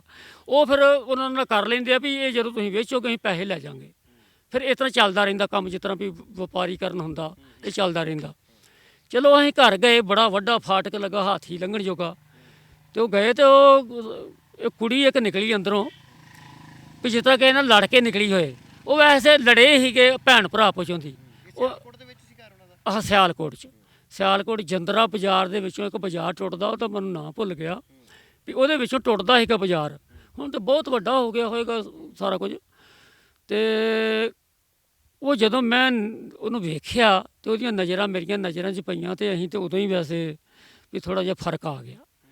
ਚਲੋ ਉਹ ਕਾਲਜ ਚੱਲੀ ਸੀ ਪੜ੍ਹਨ, ਉਹਦੇ ਭਰਾ ਨੇ ਉਹ ਆਂਦੀ ਆ ਪਾ ਜੀ ਆ ਗਫੂਰ, ਕਿਉਂਕਿ ਗਫੂਰ ਵਾਹਵਾ ਚਿਰਾਂ ਵੱਧ ਗਿਆ ਸੀ ਉਹਨਾਂ ਕੋਲ, ਕਿਉਂਕਿ ਹੋਰ ਵੀ ਮਾਲ ਲੈਂਦਾ ਸੀ ਕਈਆਂ ਥਾਵਾਂ ਤੋਂ। ਅਤੇ ਉਹ ਕਹਿੰਦੀ ਵੀ ਬਾਹਰ ਨਿਕਲੋ, ਗਫੂਰ ਬਾਈ ਜਾਨ ਜਿਹੜੇ ਰਾਹ ਭੁੱਲ ਗਏ ਆ। ਚਲੋ ਮਿਲੇ, ਉਹ ਕਹਿੰਦਾ ਵੀ ਲੱਸੀ ਬਣਾ ਦੇ। ਉਹ ਕਹਿੰਦੀ ਹੁਣੇ ਬਣਾ ਦਿੰਦੀ ਹਾਂ। ਉਹਨੇ ਲੱਸੀ ਬਣਾ ਕੇ ਦਿੱਤੀ, ਅਤੇ ਇਸ ਸਮੇਂ ਦੇ ਵਿੱਚ ਉਹਨੇ ਕਿਤੇ ਗਫੂਰ ਨੇ ਉਹਨੂੰ ਦੱਸ ਦਿੱਤਾ ਵੀ ਇਹ ਜਿਹੜਾ ਮੁੰਡਾ ਮੇਰੇ ਨਾਲ ਆ ਨਾ, ਇਹ ਚੜ੍ਹਦੇ ਪੰਜਾਬ 'ਚੋਂ ਆ, ਇਹ ਉੱਥੇ ਯੂਨੀਵਰਸਿਟੀ 'ਚ ਪੜ੍ਹਦਾ, ਇਹ ਪੰਜਾਬੀ ਦੀ MA ਕਰ ਰਿਹਾ ਉੱਥੇ, ਅਤੇ ਲੇਖਕ ਵੀ ਆ, ਕਵੀ ਵੀ ਆ। ਅਤੇ ਉਹ ਵਿਟਰ ਗਈ। ਉਹਨੇ ਲੱਸੀ 'ਤੇ ਪਿਆਲ ਦਿੱਤੀ ਸਾਨੂੰ, ਅਤੇ ਮੁੜ ਕੇ ਆਪਣੇ ਭਰਾ ਨੂੰ ਆਂਦੇ ਵੀ ਮੈਂ ਨਹੀਂ ਅੱਜ ਕਾਲਜ ਜਾਣਾ। ਆਂਦਾ ਕਿਉਂ ਨਹੀਂ ਜਾਣਾ? ਆਂਦੀ ਵੀ ਨਹੀਂ ਜਾਣਾ ਮੈਂ। ਉਹ ਸਮਝ ਗਿਆ, ਆਂਦਾ ਅੱਛਾ ਵੀ ਇਹ ਆਇਆ ਤੂੰ ਗੱਲਾਂ ਕਰਨਾ ਚਾਹੁੰਦੀ ਇਹਦੇ ਨਾਲ, ਅਤੇ ਕਰ ਲੈ, ਚੱਲ ਨਾ ਜਾ ਕੋਈ ਗੱਲ ਨਹੀਂ। ਅਤੇ ਉਹ ਫਿਰ ਉਸ ਦਿਨ ਕਾਲਜ ਨਹੀਂ ਗਈ ਅਤੇ ਸਾਰੇ ਦਿਨ ਸਾਡਾ ਦੁਪਹਿਰ ਜਿਹੜੀ ਹੈਗੀ ਆ ਉਹ ਗੱਲਾਂ 'ਚ ਲੰਘ ਗਈ। ਉਹ ਕਿਉਂਕਿ ਗੱਲਾਂ 'ਤੇ ਦੋਵੇਂ ਅਸੀਂ ਜਿਹੜੇ ਦੇਸ਼ ਹੈਗੇ ਆ ਇੱਕ ਹੀ ਆ, ਸਾਡੇ ਸੱਭਿਆਚਾਰ ਇੱਕ ਆ, ਸਾਰੀਆਂ ਰੀਤਾਂ ਰਿਵਾਜ਼ਾਂ ਇੱਕ ਨੇ। ਉਹ ਮੈਨੂੰ ਇਹੀ ਪੁੱਛਦੀ ਰਹੀ ਵੀ ਤੁਹਾਡੇ ਵਿਆਹ ਕਿਸ ਤਰ੍ਹਾਂ ਹੁੰਦੇ ਨੇ, ਦਾਜ ਕੀ ਦਿੰਦੇ ਆ, ਇਹ ਕੁੜੀ ਮੁੰਡੇ ਦਾ ਰਿਸ਼ਤਾ ਕਿਸ ਤਰ੍ਹਾਂ ਹੁੰਦਾ ਵਾ, ਇਹ ਸਾਰਾ ਕੁਝ ਇਹੋ ਜਿਹੀਆਂ ਵੀ ਗੱਲਾਂ ਮੈਨੂੰ ਪੁੱਛਦੀ ਰਹੀ, ਅਤੇ ਮੈਂ ਉਹਨੂੰ ਦੱਸਦਾ ਰਿਹਾ। ਇਸ ਸਮੇਂ ਦੇ ਵਿੱਚ ਹੀ ਵੀ ਅਸੀਂ ਇੱਕ ਦੂਜੇ 'ਤੇ ਕਾਫੀ ਅਸੀਂ ਵੀ ਨੇੜੇ ਹੋ ਗਏ। ਭਾਸ਼ਾ ਪੰਜਾਬੀ ਸੀਗੀ ਉਦੋਂ? ਬਿਲਕੁਲ ਉਹ ਪੰਜਾਬੀ ਬੋਲਦੇ ਸੀਗੇ, ਔਰ ਵਿੱਚ ਉਹ ਆਪਣੀ ਜਿਹੜੀ ਹੈਗੀ ਆ ਬਲੋਚਿਸਤਾਨ ਦੀ ਭਾਸ਼ਾ, ਉਹਦੇ ਵੀ ਕਈ ਸ਼ਬਦ ਵੈਸੇ ਬੋਲਦੀ ਸੀ, ਇੰਗਲਿਸ਼ ਦੇ ਵੀ ਕਾਫੀ ਬੋਲਦੀ ਸ਼ਬਦ, ਅਤੇ ਬਾਕੀ ਪਿਓਰ ਪੰਜਾਬੀ ਬੋਲਦੀ। ਤੁਸੀਂ ਉਦੋਂ ਸਰਦਾਰ ਗਏ ਸੀਗੇ ਜਾਂ ਉਦੋਂ ਕੇਸ ਸੀਗੇ ਸਿਰ ਦੇ ਉੱਤੇ, ਜਾਂ ਕਿੱਦਾਂ ਉਦੋਂ ਤੁਹਾਡੀ ਭੇਸ਼ ਭੂਸ਼ਾ ਕੀ ਸੀ? ਕੇਸ ਕਟਾਤੇ ਸੀਗੇ ਮੈਂ ਬਿਲਕੁਲ ਮੋਨਾ ਸੀਗਾ ਸਿਰੋਂ, ਔਰ ਦਾੜੀ ਕਲੀਨ ਸ਼ੇਵ ਸੀਗੀ ਮੇਰੀ, ਔਰ 6-7 ਸਾਲ ਮੈਂ ਕਲੀਨ ਸ਼ੇਵ ਹੀ ਰਿਹਾ, ਮੈਂ ਕਲੀਨ ਸ਼ੇਵ ਸੀਗਾ, ਅਤੇ ਇਸੇ ਹਾਲਤ ਵਿੱਚ ਹੀ ਮੈਂ ਗਿਆ ਸੀਗਾ ਉੱਥੇ।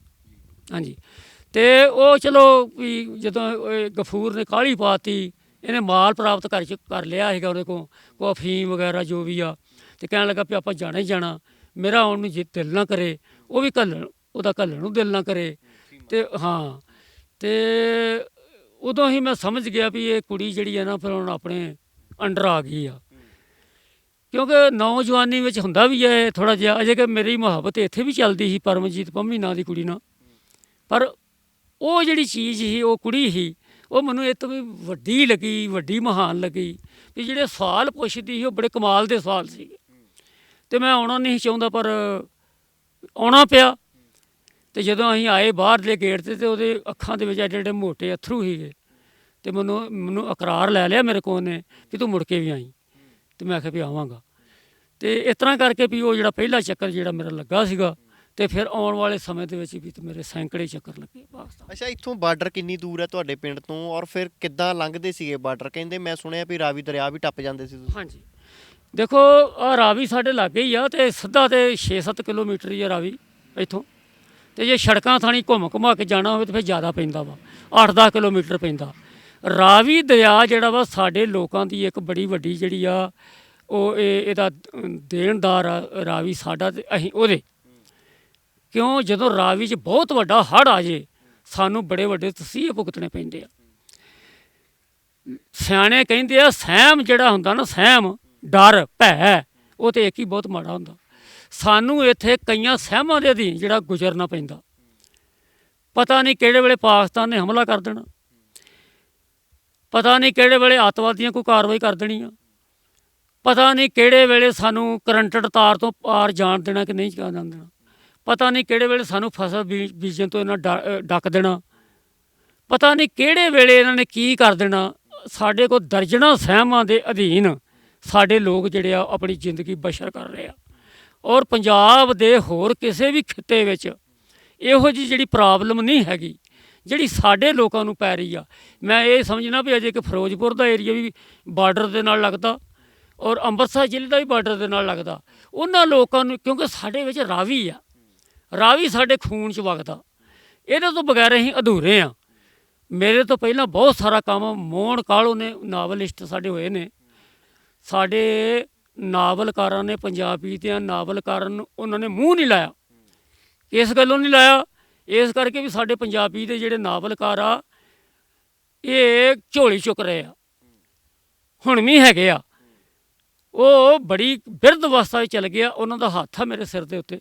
ਮੈਂ ਅਜੇ ਵੀ ਉਹਨਾਂ ਨੂੰ ਫੋਨ ਕਰਦਾ, ਮੈਂ ਹਫ਼ਤੇ 10-15 ਦਿਨ ਕਰ ਲੈਂਦਾ ਉਹਨਾਂ ਨੂੰ ਫੋਨ, ਅਤੇ ਉਹ ਬੜੀ ਬਰੀਕ ਆਵਾਜ਼ ਦੇ ਵਿੱਚ ਮੇਰਾ ਜਵਾਬ ਦਿੰਦੇ ਨੇ ਅਤੇ ਮੇਰੀ ਗੱਲਬਾਤ ਜਿਹੜੀ ਆ। ਅੱਛਾ, ਸੀਮਾ ਹੋਰਾਂ ਦੇ ਨਾਲ ਤੁਹਾਡੀ ਇੱਕ ਮੁਲਾਕਾਤ ਹੋ ਗਈ ਜਦੋਂ ਪਹਿਲੀ ਵਾਰੀ ਗਏ, ਉਦੋਂ ਤੁਹਾਡੇ ਆਪਸ ਦੇ ਵਿੱਚ ਇੱਕ ਰਿਸ਼ਤਾ ਵੀ, ਇੱਕ ਅਨੋਖਾ ਰਿਸ਼ਤਾ ਬਣ ਗਿਆ, ਇੱਕ ਤੰਦ ਜੁੜ ਗਈ ਪਿਆਰ ਦੀ, ਮੁਹੱਬਤ ਦੀ।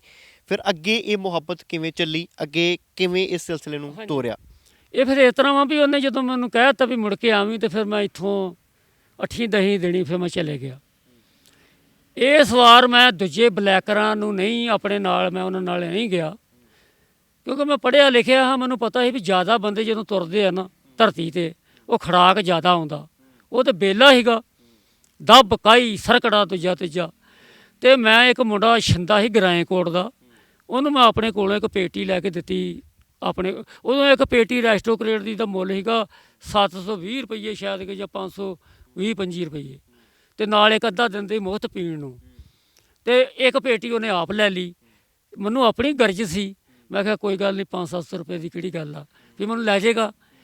ਉਸ ਚੱਕਰ ਫਿਰ ਮੈਂ ਚੰਗੀ ਤਰ੍ਹਾਂ ਆਪਣੇ ਦਿਮਾਗ 'ਚ ਬਿਠਾ ਲਿਆ ਬਾਰਡਰ ਏਰੀਏ ਦੇ ਭੂਗੋਲਿਕ ਅਵਸਥਾ ਨੂੰ, ਵੀ ਕਿੱਥੇ ਕਿਹੜੀ ਬੰਬੀ ਆ, ਕਿੱਥੋਂ ਦੀ ਕਿੱਧਰ ਨੂੰ ਜਾਣਾ, ਜਦੋਂ ਚੰਨ ਚੜ੍ਹਿਆ ਹੋਵੇ ਉਹਦਾ ਕਿਸ ਤਰ੍ਹਾਂ, ਅਤੇ ਤਾਰਿਆਂ ਦਾ ਗਿਆਨ ਜਿਹੜਾ ਕਿਸ ਤਰ੍ਹਾਂ ਲੈਣਾ। ਅਸਲ ਵਿੱਚ ਜਿੰਨੇ ਬਲੈਕਰ ਹੁਣ ਤੱਕ ਹੋਏ ਆ, ਇਹਨਾਂ ਨੂੰ ਤਾਰਾ ਵਿਗਿਆਨ ਬਾਰੇ ਬਹੁਤ ਪਤਾ ਵਾ। ਇਹਨਾਂ ਪਤਾ ਤਾਂ ਜਿਹੜਾ ਵਿਗਿਆਨੀਆਂ ਨੂੰ ਵੀ ਨਹੀਂ ਹੋ ਸਕਦਾ, ਵੀ ਕਿਹੜਾ ਤਾਰਾ ਕਦੋਂ ਚੜ੍ਹਦਾ, ਕਦੋਂ ਡੁੱਬਦਾ, ਕਿਹੜੇ ਤਾਰੇ ਦੀ ਸੇਧ ਵਿੱਚ। ਗੁਰੂ ਗੋਬਿੰਦ ਸਿੰਘ ਹੋਣੀ ਵੀ ਜਦੋਂ ਮਾਛੀਵਾੜੇ ਦੇ ਜੰਗਲ ਵਿੱਚ ਸੀ, ਅਤੇ ਉਹਨਾਂ ਨੇ ਵੀ ਉਹਨਾਂ ਨੂੰ ਕਿਹਾ ਸੀ ਵੀ ਤਾਰੇ ਦੀ ਸੇਧ ਵਿੱਚ ਆ ਜਿਓ। ਇੱਥੋਂ ਜਿਹੜੇ ਸਾਡੇ ਪੁਰਾਤਨ ਲੋਕ ਨੇ ਪਛਾਣੇ ਜਾਂਦੇ ਨੇ ਵੀ ਬਹੁਤ ਸੁਲਝੇ ਹੋਏ ਲੋਕ, ਬੜੇ ਸਿਆਣੇ ਲੋਕ ਸੀ। ਅਤੇ ਉਹਨੂੰ ਮੈਂ ਲੈ ਕੇ ਗਿਆ, ਅਤੇ ਮੁੜ ਕੇ ਜਦੋਂ ਮੈਂ ਸੀਮਾ ਦੇ ਘਰ ਪਹੁੰਚ ਗਿਆ, ਅਤੇ ਉਦੋਂ ਵੀ ਕਾਲਜ ਚੱਲੀ ਸੀ, ਸਿਰ ਸਿਰ ਦਾ ਟਾਈਮ ਸੀ, ਫਿਰ ਉਹ ਨਹੀਂ ਗਈ। ਅਤੇ ਉੱਥੋਂ ਸਾਡੀਆਂ ਜਿਹੜੀਆਂ ਉਹ ਅਸੀਂ ਗੱਲਬਾਤ ਨਹੀਂ ਕਰ ਸਕੇ, ਕਿਉਂਕਿ ਉਹਨਾਂ ਦੇ ਕੋਲ ਉਹਦੇ ਚਾਚੇ ਤਾਏ ਦੇ ਮੁੰਡੇ ਕੁੜੀਆਂ ਆਏ ਪਏ ਸੀਗੇ ਫਰੰਟੀਅਰ ਦੇ ਏਰੀਏ 'ਚੋਂ, ਅਤੇ ਉਹ ਆਪਸ 'ਚ ਉਹਦੀ, ਕਿਉਂਕਿ ਰਿਸ਼ਤੇਦਾਰੀ ਸੀਗੀ ਚਾਚੇ ਤਾਇਆਂ ਦੀ, ਉਹ ਉਤਲੇ ਮੰਜ਼ਿਲ ਦੇ ਵਿੱਚ, ਅਤੇ ਉਹਨੇ ਮੈਨੂੰ ਕਮਰਾ ਦੇ ਦਿੱਤਾ। ਉੱਥੇ ਮੈਂ ਰਿਹਾ, ਔਰ ਜਦੋਂ ਉਹਦਾ ਦਾਅ ਲੱਗਦਾ ਸੀ ਮੇਰੇ ਕੋਲ ਆ ਜਾਂਦੀ ਸੀ, ਉਦੋਂ ਬੜੀਆਂ ਉਹਨੇ ਕੀਮਤੀ ਗੱਲਾਂ ਕੀਤੀਆਂ ਮੇਰੇ ਨਾਲ, ਔਰ ਮੈਂ ਸਮਝ ਗਿਆ ਵੀ ਇਹ ਜਿਹੜੀ ਕੁੜੀ ਆ ਇਹਨੇ ਬਹੁਤ ਸਾਹਿਤ ਪੜ੍ਹਿਆ, ਇਹਨੇ ਇੰਗਲਿਸ਼ ਸਾਹਿਤ ਵੀ ਪੜ੍ਹਿਆ, ਇਹਨੇ ਰਸ਼ੀਅਨ ਸਾਹਿਤ ਵੀ ਪੜ੍ਹਿਆ, ਇਹਨੇ ਜਿਹੜਾ ਵਾ ਚਾਈਨਾ ਦਾ ਸਾਹਿਤ ਵੀ ਪੜ੍ਹਿਆ, ਅਤੇ ਸਾਨੂੰ ਪੰਜਾਬ ਨੂੰ ਚੜ੍ਹਦੇ ਨੂੰ ਵੀ ਪੜ੍ਹਿਆ। ਉਹ ਇੰਨਾ ਜਾਣਦੀ ਸੀ ਸਾਹਿਤ ਬਾਰੇ ਵੀ ਸਾਡੇ ਸ਼ਿਵ ਕੁਮਾਰ ਬਟਾਲਵੀ ਤੋਂ ਲੈ ਕੇ ਉਸ ਸਰਜੀਤ ਪਾਤਰ ਤੱਕ, ਫਿਰ ਸਾਡੇ ਮਤਲਬ ਵੀ ਜਿੰਨੇ ਗੁਰੂ ਆ ਉਹਨਾਂ ਬਾਰੇ ਬਹੁਤ ਵੱਡਾ ਗਿਆਨ ਰੱਖਦੀ ਸੀ। ਮੇਰੇ ਖਿਆਲ ਵਿੱਚ ਵੀ ਇੱਥੇ ਕੋਈ ਸਿੱਖ ਨੂੰ ਵੀ ਇਹਨਾਂ ਨਹੀਂ ਪਤਾ ਹੋਣਾ ਜਿੰਨਾ ਉਹ ਗਿਆਨ ਰੱਖਦੀ ਸੀ। ਅਤੇ ਉਹ ਸਾਡੀ ਜਿਹੜੀ ਆ ਗੱਲ ਵੀ ਅਸੀਂ ਆਪਸ ਹੁੰਦੀ ਜਿਹੜੇ ਆ ਵੀ ਇੱਕ ਦੂਜੇ ਦੇ ਨਾਲ ਜੁੜ ਗਏ, ਅਤੇ ਮੈਨੂੰ ਮੁੜ ਕੇ ਮਜਬੂਰ ਹੋਣਾ ਪਿਆ ਵੀ ਮੈਂ ਲੰਮਾ ਸਮਾਂ ਕਈ ਦਹਾਕੇ ਜਿਹੜਾ ਵੀ ਪਾਕਿਸਤਾਨ ਜਾਂਦਾ ਰਿਹਾ। ਕਿੱਦਾਂ ਜਾਂਦੇ ਸੀਗੇ? ਰਾਵੀ ਦਰਿਆ ਵੀ ਆਉਂਦਾ ਵਿੱਚ, ਉਹ ਫਿਰ ਕਿਵੇਂ? ਰਾਵੀ ਦਰਿਆ ਜਿਹੜਾ ਵਾ ਜਦੋਂ ਤੇ ਹੜਿਆ ਹੁੰਦਾ ਸੀਗਾ, ਜੂਨ ਜੁਲਾਈ ਦੇ ਮਹੀਨੇ ਹੁੰਦੇ ਸੀ ਨਾ, ਉਦੋਂ ਵੀ ਇਹਨੂੰ ਤਰ ਕੇ ਜਾਣਾ ਪੈਂਦਾ ਸੀ, ਅਤੇ ਕਈ ਵਾਰ ਤਰਨ ਤੋਂ ਵੀ ਜ਼ਿਆਦਾ ਜਿਹੜੀ ਆ ਗੱਲ ਪਹੁੰਚ ਜਾਂਦੀ। ਫਿਰ ਉਹ ਤੋਂ ਇੱਕ ਕਿੱਟ ਹੁੰਦੀ ਆ, ਉਹਨੂੰ ਕਿੱਟ ਕਹਿੰਦੇ ਆ, ਉਹ ਇੱਕ ਸਪੈਸ਼ਲ ਕਿਸਮ ਦਾ ਕੱਪੜਾ ਹੁੰਦਾ, ਉਹ 3.5 ਮੀਟਰ ਉੱਧਰ ਨੂੰ ਅਤੇ 3.5 ਮੀਟਰ ਚੜਾਈ ਅਤੇ ਲੰਬਾਈ, ਇਹਦੇ ਵਿੱਚ ਉਹਨੂੰ ਸੀਤਾ ਜਾਂਦਾ ਵਾ, ਉਹਦੇ ਉੱਤੇ ਜਿੱਪ ਲਾਈ ਜਾਂਦੀ ਆ, ਅਤੇ 4 ਛਪੇਰੇ 6 ਜਾਂ 8 ਵੱਧਰਾਂ ਰੱਖੀਆਂ ਜਾਂਦੀਆਂ ਬੰਦੇ ਦੇ ਫੜਨ ਵਾਸਤੇ। ਉਹਦੇ ਵਿੱਚ ਭਾਵੇਂ ਤੁਸੀਂ ਕੁਇੰਟਲ ਮਾਲ ਪਾ ਦਿਓ ਜਾਂ 5 ਕੁਇੰਟਲ ਪਾ ਦਿਓ, ਉਹ ਕਦੀ ਡੁੱਬਦਾ ਨਹੀਂ। ਉਹ ਜਿਉਂ-ਜਿਉਂ ਪਾਣੀ ਉੱਤੇ ਪਏਗਾ ਉਹ ਫੁੱਲ ਜਾਂਦਾ, ਅਤੇ ਉਹਦਾ ਮੈਂ ਸਹਾਰਾ ਲੈਂਦਾ ਸੀਗਾ। ਇੱਕ ਵਾਰ ਮੈਂ ਤਾਂ ਗਫੂਰ ਡੁੱਬ ਵੀ ਚੱਲੇ ਸੀ, ਅਸੀਂ ਮਰ ਵੀ ਚੱਲੇ ਸੀਗੇ ਵੀ ਇੰਨੀ ਜ਼ਿਆਦਾ ਛਾਲ ਆਈ ਵੀ ਸਾਡੇ ਸਿਰਾਂ ਦੇ। ਉਦੋਂ ਮੈਂ ਮੌਤ ਨੂੰ ਵੇਖਿਆ, ਪਲ ਦੀ ਪਲ ਵੀ ਮੌਤ ਕੀ ਚੀਜ਼ ਹੁੰਦੀ ਆ। ਮੌਤ ਯਾਰ ਬੜੀ ਮਹਾਨ ਚੀਜ਼ ਹੈ ਵੈਸੇ, ਅਤੇ ਵੀ ਇਹਦੇ ਨਾਲ ਬੰਦਾ ਸਭ ਕੁਝ ਜਾਂਦਾ ਗਿਆ। ਜਦੋਂ ਗਿਆ ਤਾਂ ਸਾਰਾ ਕੁਝ ਗਿਆ, ਤੇ ਵੀ ਫਿਰ ਜਦੋਂ ਸਿਆਲ ਆਉਂਦਾ ਸੀਗਾ ਜਨਵਰੀ ਫਰਵਰੀ, ਉਦੋਂ ਐਵੇਂ ਪੱਟ ਪੱਟ ਪਾਣੀ ਹੁੰਦਾ ਸੀਗਾ। ਉਹਨਾਂ ਦਿਨਾਂ ਦੇ ਵਿੱਚ ਬੜਾ ਨਿਤਰਿਆ ਪਾਣੀ ਹੁੰਦਾ ਸੀਗਾ ਰਾਵੀ ਦਾ, ਤੇ ਬੜਾ ਸਲੋ ਸਪੀਡ ਤੇ ਚੱਲਦਾ ਸੀਗਾ।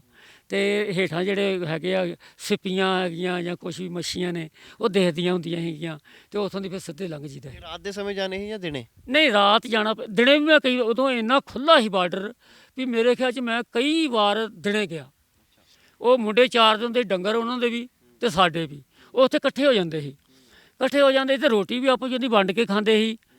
ਤੇ ਪਾਣੀ ਦੀ ਪ੍ਰੋਬਲਮ ਆਉਂਦੀ ਸੀ, ਤੇ ਉਹਨਾਂ ਨੇ ਕੀ ਕੀਤਾ ਹੁੰਦਾ ਸੀਗਾ ਵੀ ਦਰਿਆ ਤੋਂ ਨਾ ਥੋੜ੍ਹਾ ਜਿਹਾ ਵਿੱਥ ਤੇ ਉਹਨੂੰ ਸੂਟਾ ਕਹਿੰਦੇ ਸੀ। ਸੂਟਾ ਉਹ ਧਰਤੀ ਪੁੱਟ ਲੈਂਦੇ ਸੀ, ਧਰਤੀ ਪੁੱਟ ਟੋਆ ਕੱਢ ਲੈਂਦੇ ਸੀ ਵੀ 4 ਕੁ ਫੁੱਟ ਘੇਰੇ ਦਾ ਤੇ 4-5 ਫੁੱਟ ਡੂੰਘਾ।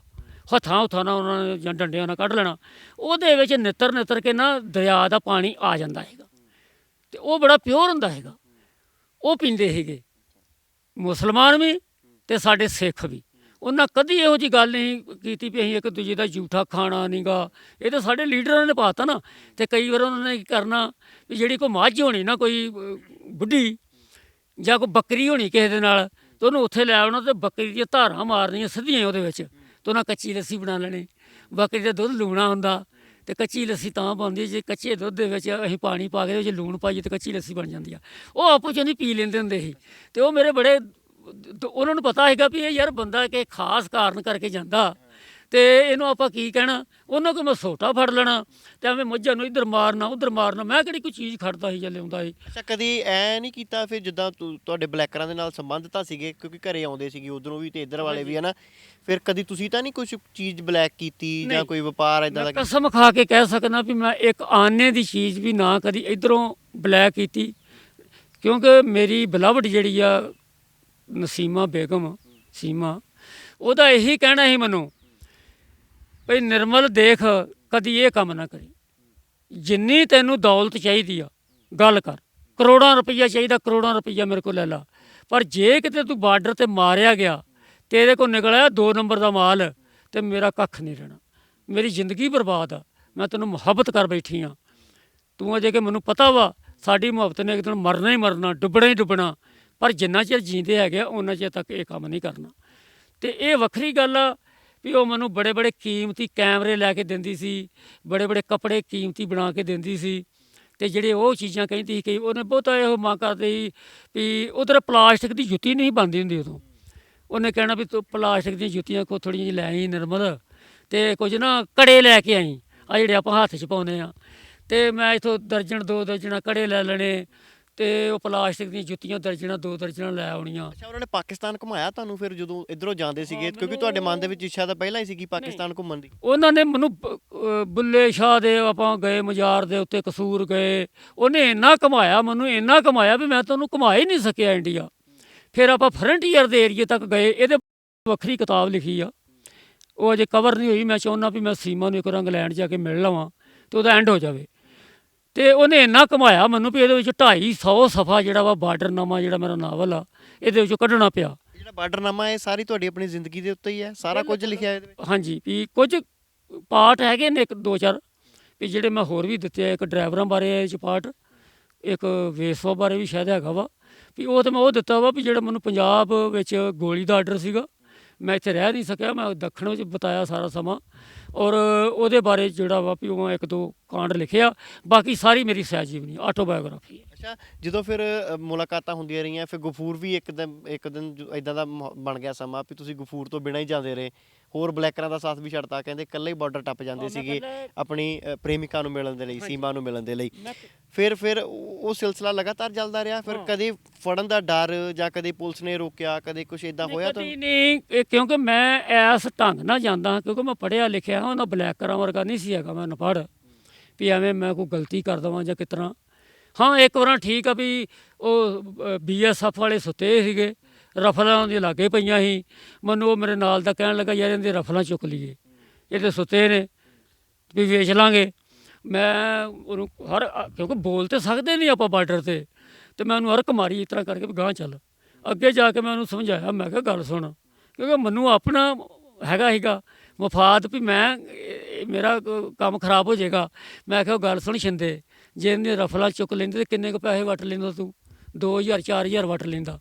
ਮੈਂ ਕਿਹਾ ਤੈਨੂੰ ਪਤਾ ਨਾ ਕਿੰਨੀ ਸਖਤੀ ਕਰ ਦੇਣੀ ਸੀ ਇੱਥੇ, ਬਹੁਤ ਵੱਡੀ ਸਖਤੀ ਕਰ ਦੇਣੀ BSF ਨੇ, ਕਈ ਨਾਕੇ ਵਧਾ ਦੇਣੇ ਸੀ ਵੀ ਰਫਲਾਂ ਕਿੱਥੇ ਗਈਆਂ। ਤੇ ਮੈਂ ਕਿਹਾ ਇਹਨਾਂ ਵਿਚਾਰਿਆਂ ਦੀ ਨੌਕਰੀ ਜਾਂਦੀ ਰਹਿਣੀ ਸੀ। ਤੇ ਮੈਂ ਕਿਹਾ ਤੇਰੇ ਵਰਗੇ ਤਾਂ ਜਾਣਾ ਕੱਖ ਨਹੀਂ। ਤੇ ਮੈਂ ਦਿਲ 'ਚ ਆਖਿਆ ਮੈਂ ਕਿਹਾ ਨਿੰਮੇ ਤੇਰਾ ਰਹਿਣਾ ਕੱਖ ਨਹੀਂ। ਤੇ ਵੀ ਮੇਰੇ ਵਾਸਤੇ ਵੀ ਪ੍ਰੋਬਲਮ ਬਣਨੀ ਸੀ ਤੇ ਮੈਂ ਉਹ ਨਹੀਂ ਕੰਮ ਹੋਣ ਦਿੱਤਾ। ਇਸ ਕਰਕੇ ਮੈਂ ਕਦੀ ਵੀ ਇਹੋ ਜਿਹਾ ਕੰਮ ਨਹੀਂ ਕਰਦਾ, ਕਦੀ ਉੱਥੇ ਗਲਤੀ ਨਹੀਂ ਕਰਦਾ।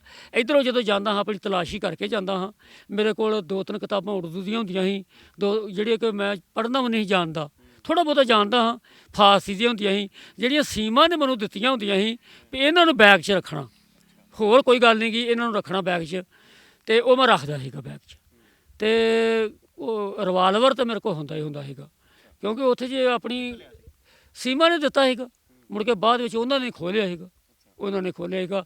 ਜਦੋਂ ਮੈਂ ਫੜਿਆ ਗਿਆ ਮੇਰੇ ਕੋਲ ਰਿਵਾਲਵਰ ਉਹੀ ਜਿਹੜਾ ਉਹ ਫੜੇ ਕਿੱਦਾਂ ਗਏ ਸੀ? ਉਸ ਦਿਨ ਕੀ ਹੋਇਆ ਸੀ ਜਦੋਂ ਸੀਮਾ ਨੂੰ ਮਿਲਣ ਗਏ? ਹੋਇਆ ਹਾਂਜੀ ਇਸ ਤਰ੍ਹਾਂ ਸੀਗਾ ਵੀ ਜਦੋਂ ਵੀ ਮੈਨੂੰ ਸੀਮਾ ਨੇ ਬੜੇ ਸਗਨਾਂ ਨਾਲ ਤੋਰਿਆ ਉੱਥੋਂ, ਤੇ ਮੈਂ ਆਇਆ ਦੋਦੇ ਪਿੰਡ 'ਚ ਗਫੂਰ ਕੇ ਘਰ।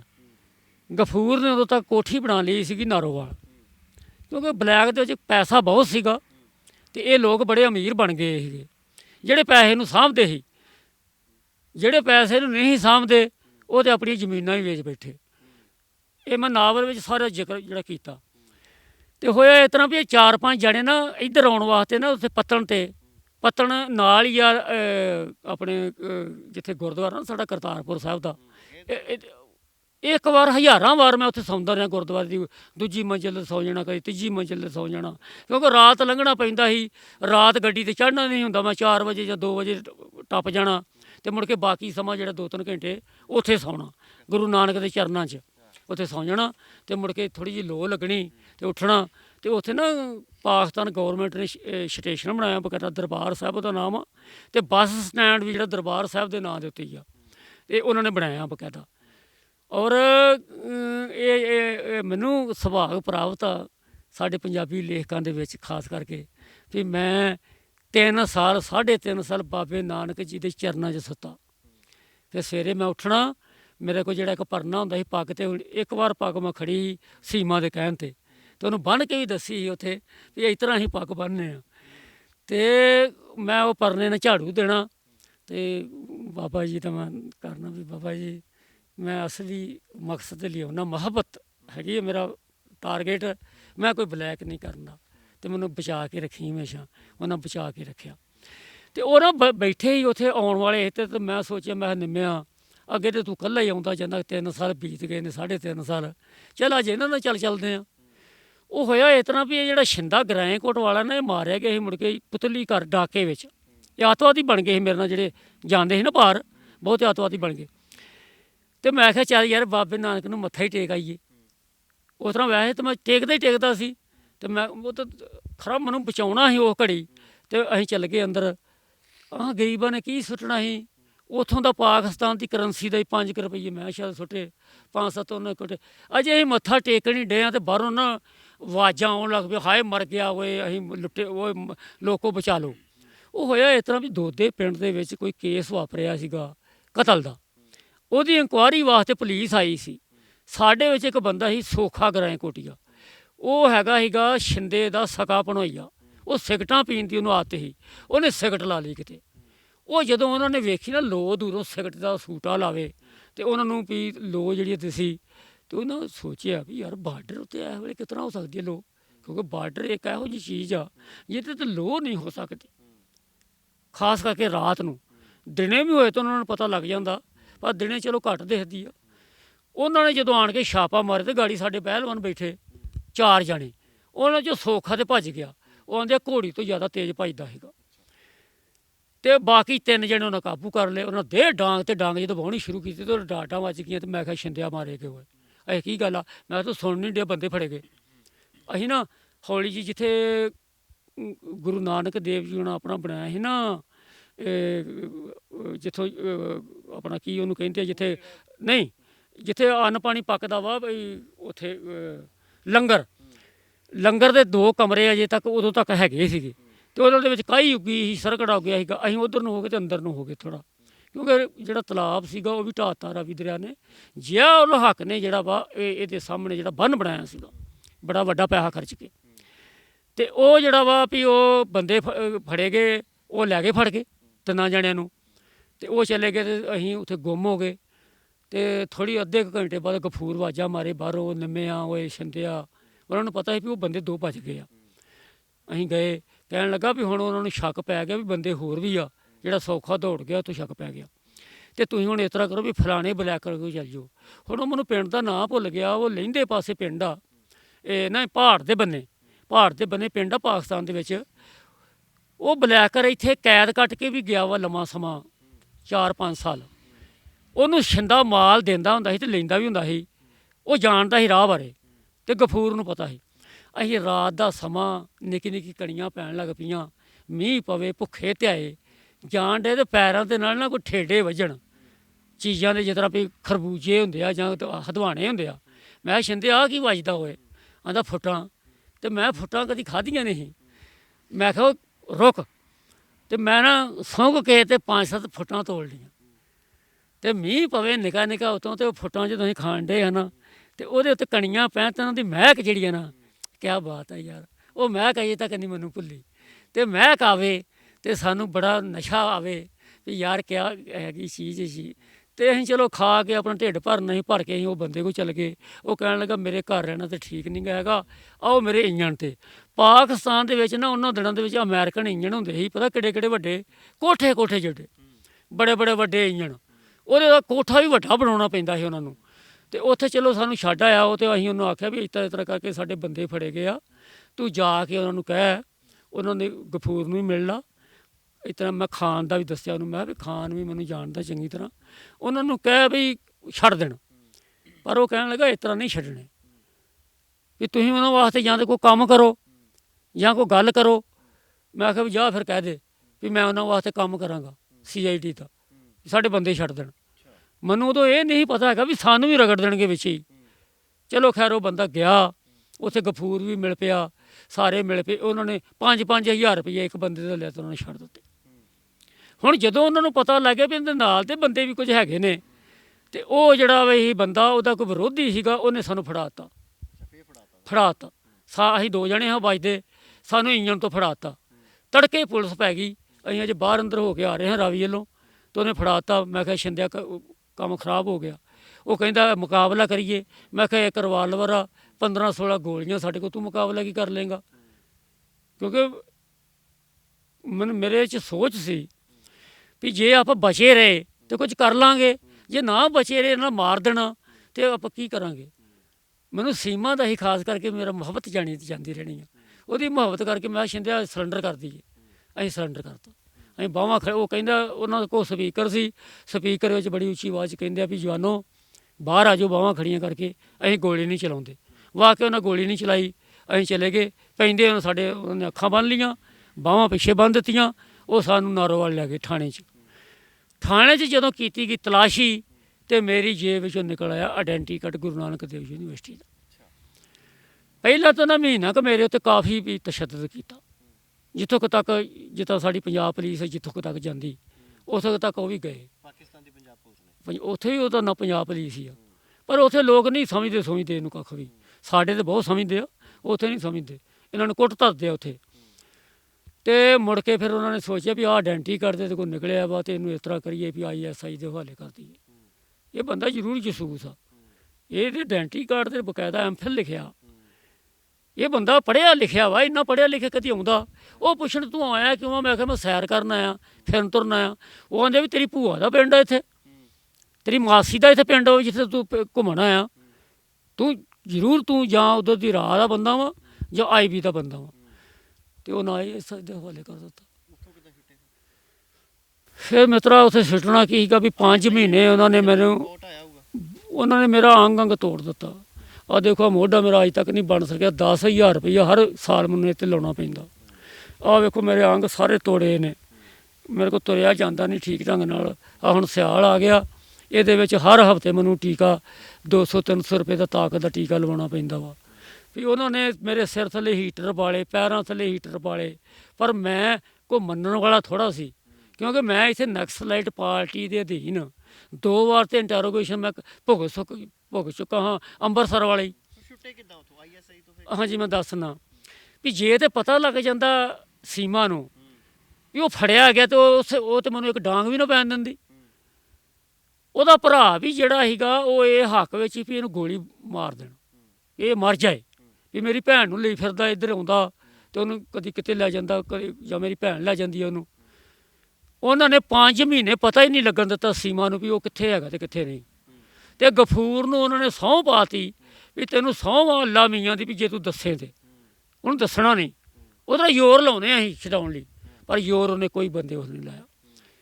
5 ਮਹੀਨੇ ਤੋਂ ਵੱਧ ਸਮਾਂ ਮੇਰੇ ਤੇ ਜਦੋਂ ਤਸ਼ੱਦਦ ਹੋ ਗਿਆ ਤੇ ਮੈਂ ਦਵਾਈ ਦੇਣ ਲੱਗ ਪਿਆ ਵੀ ਮੈਨੂੰ ਹੁਣ ਗੋਲੀ ਮਾਰ ਦਿਓ, ਮੈਂ ਇਹ ਤੋਂ ਵੱਧ ਨਹੀਂ ਸਹਿ ਸਕਦਾ। ਨਾ ਮੈਂ ਰੋਟੀ ਖਾਣ ਜੋਗਾ ਰਿਹਾ, ਨਾ ਪਾਣੀ ਪੀਣ ਜੋਗਾ ਰਿਹਾ। ਮੈਂ ਉੱਥੇ ਮੇਰੀ ਇਹ ਹਾਲਤ ਹੋ ਗਈ ਵੀ ਮੇਰੇ ਕੱਪੜੇ ਫਟ ਗਏ, ਜੂਆਂ ਪੈ ਗਈਆਂ ਜਿਹੜੀਆਂ ਲੰਮੀਆਂ ਉਹ ਚਮਜੂਆਂ ਉਹਨਾਂ ਨੂੰ ਆਉਂਦੇ ਨੇ, ਉਹ ਪੈ ਗਈਆਂ। ਮੇਰੇ ਵਾਲ ਜਿਹੜੀ ਦਾੜੀ ਹੋ ਗਈ, ਸਾਰਾ ਕੁਝ ਜਿਹੜਾ ਹੋ ਗਿਆ। ਤੇ ਫਿਰ ਕਿਤੇ ਜਾ ਕੇ ਜਿਹੜਾ ਉਹ ਸੀਮਾ ਨੂੰ ਗਫੂਰ ਨੇ ਦੱਸ ਦਿੱਤਾ ਵੀ ਤੇਰਾ ਨਿੰਮਾ ਜਿਹੜਾ ਉਹਦੇ ਉੱਥੇ ਫੜਿਆ 5 ਮਹੀਨੇ ਹੋ ਗਏ ਆ। ਫਿਰ ਸੀਮਾ ਨੇ ਪਿੱਛਾ ਨਹੀਂ ਵੇਖਿਆ, ਉਹਨੇ ਇੱਕਦਮ ਜਾ ਕੇ 3 ਲੱਖ ਰੁਪਈਆ, ਜਦੋਂ ਗਫੂਰ ਨੇ ਦੱਸੀ ਮੈਨੂੰ ਸਾਰੀ ਗੱਲ ਵੀ 3 ਲੱਖ ਰੁਪਈਆ ਪੈਂਦੇ ਹੀ ਕਢਾਇਆ ਉਹਨੇ ਬੈਂਕ 'ਚੋਂ। ਤੇ ਉਹਦਾ ਭਰਾ ਲੜਿਆ ਉਹਦੇ ਨਾਲ ਵੀ ਤੈਨੂੰ ਕੀ ਲੋੜ ਆ ਇੰਨੇ ਪੈਸੇ ਕਢਾਉਣ ਦੀ ਬੈਂਕ 'ਚੋਂ। ਪਠਾਨ ਸੀਗੇ, ਫਰੰਟੀਅਰ ਦੇ ਏਰੀਏ 'ਚੋਂ ਪਠਾਨ ਉੱਠ ਕੇ ਆਏ ਸੀਗੇ ਇੱਧਰ, ਤੇ ਪਠਾਨ ਕੌਮ ਨਾਲ ਸੰਬੰਧਿਤ ਸੀਗੇ। ਉਹ ਫਿਰ ਪਹਿਲੀ ਵਾਰ ਉਹ ਲੜੀ ਆਪਣੇ ਭਰਾ ਨਾਲ। ਉਹ ਆਂਦੀ ਮੇਰਾ ਦੋਸਤ ਆ, ਉਹ ਤੂੰ ਕੁਝ ਸਮਝ ਲਾ, ਮੇਰਾ ਖਾਵੰਦ ਸਮਝ ਲਾ, ਮੈਂ ਉਹਨੂੰ ਉਹਦੇ ਘਰ ਪਹੁੰਚਾਉਣਾ। ਤੂੰ ਪੈਸੇ ਤੇਰੇ ਨੇ, ਪੈਸੇ ਮੇਰੇ ਨੇ, ਮੈਂ ਜਿੰਨੇ ਮਰਜ਼ੀ ਖਰਚਾਂ। ਉਹਨੇ 3 ਲੱਖ ਰੁਪਈਆ ਤੇ ਉਦੋਂ ਇੱਕ 35 ਸੱਟੇ ਦਿੱਤਾ। ਫਿਰ ਹੌਲੀ ਹੌਲੀ ਕਰਕੇ 5-6 ਲੱਖ ਰੁਪਈਆ ਉਹਦਾ ਖਰਚ ਹੋਇਆ।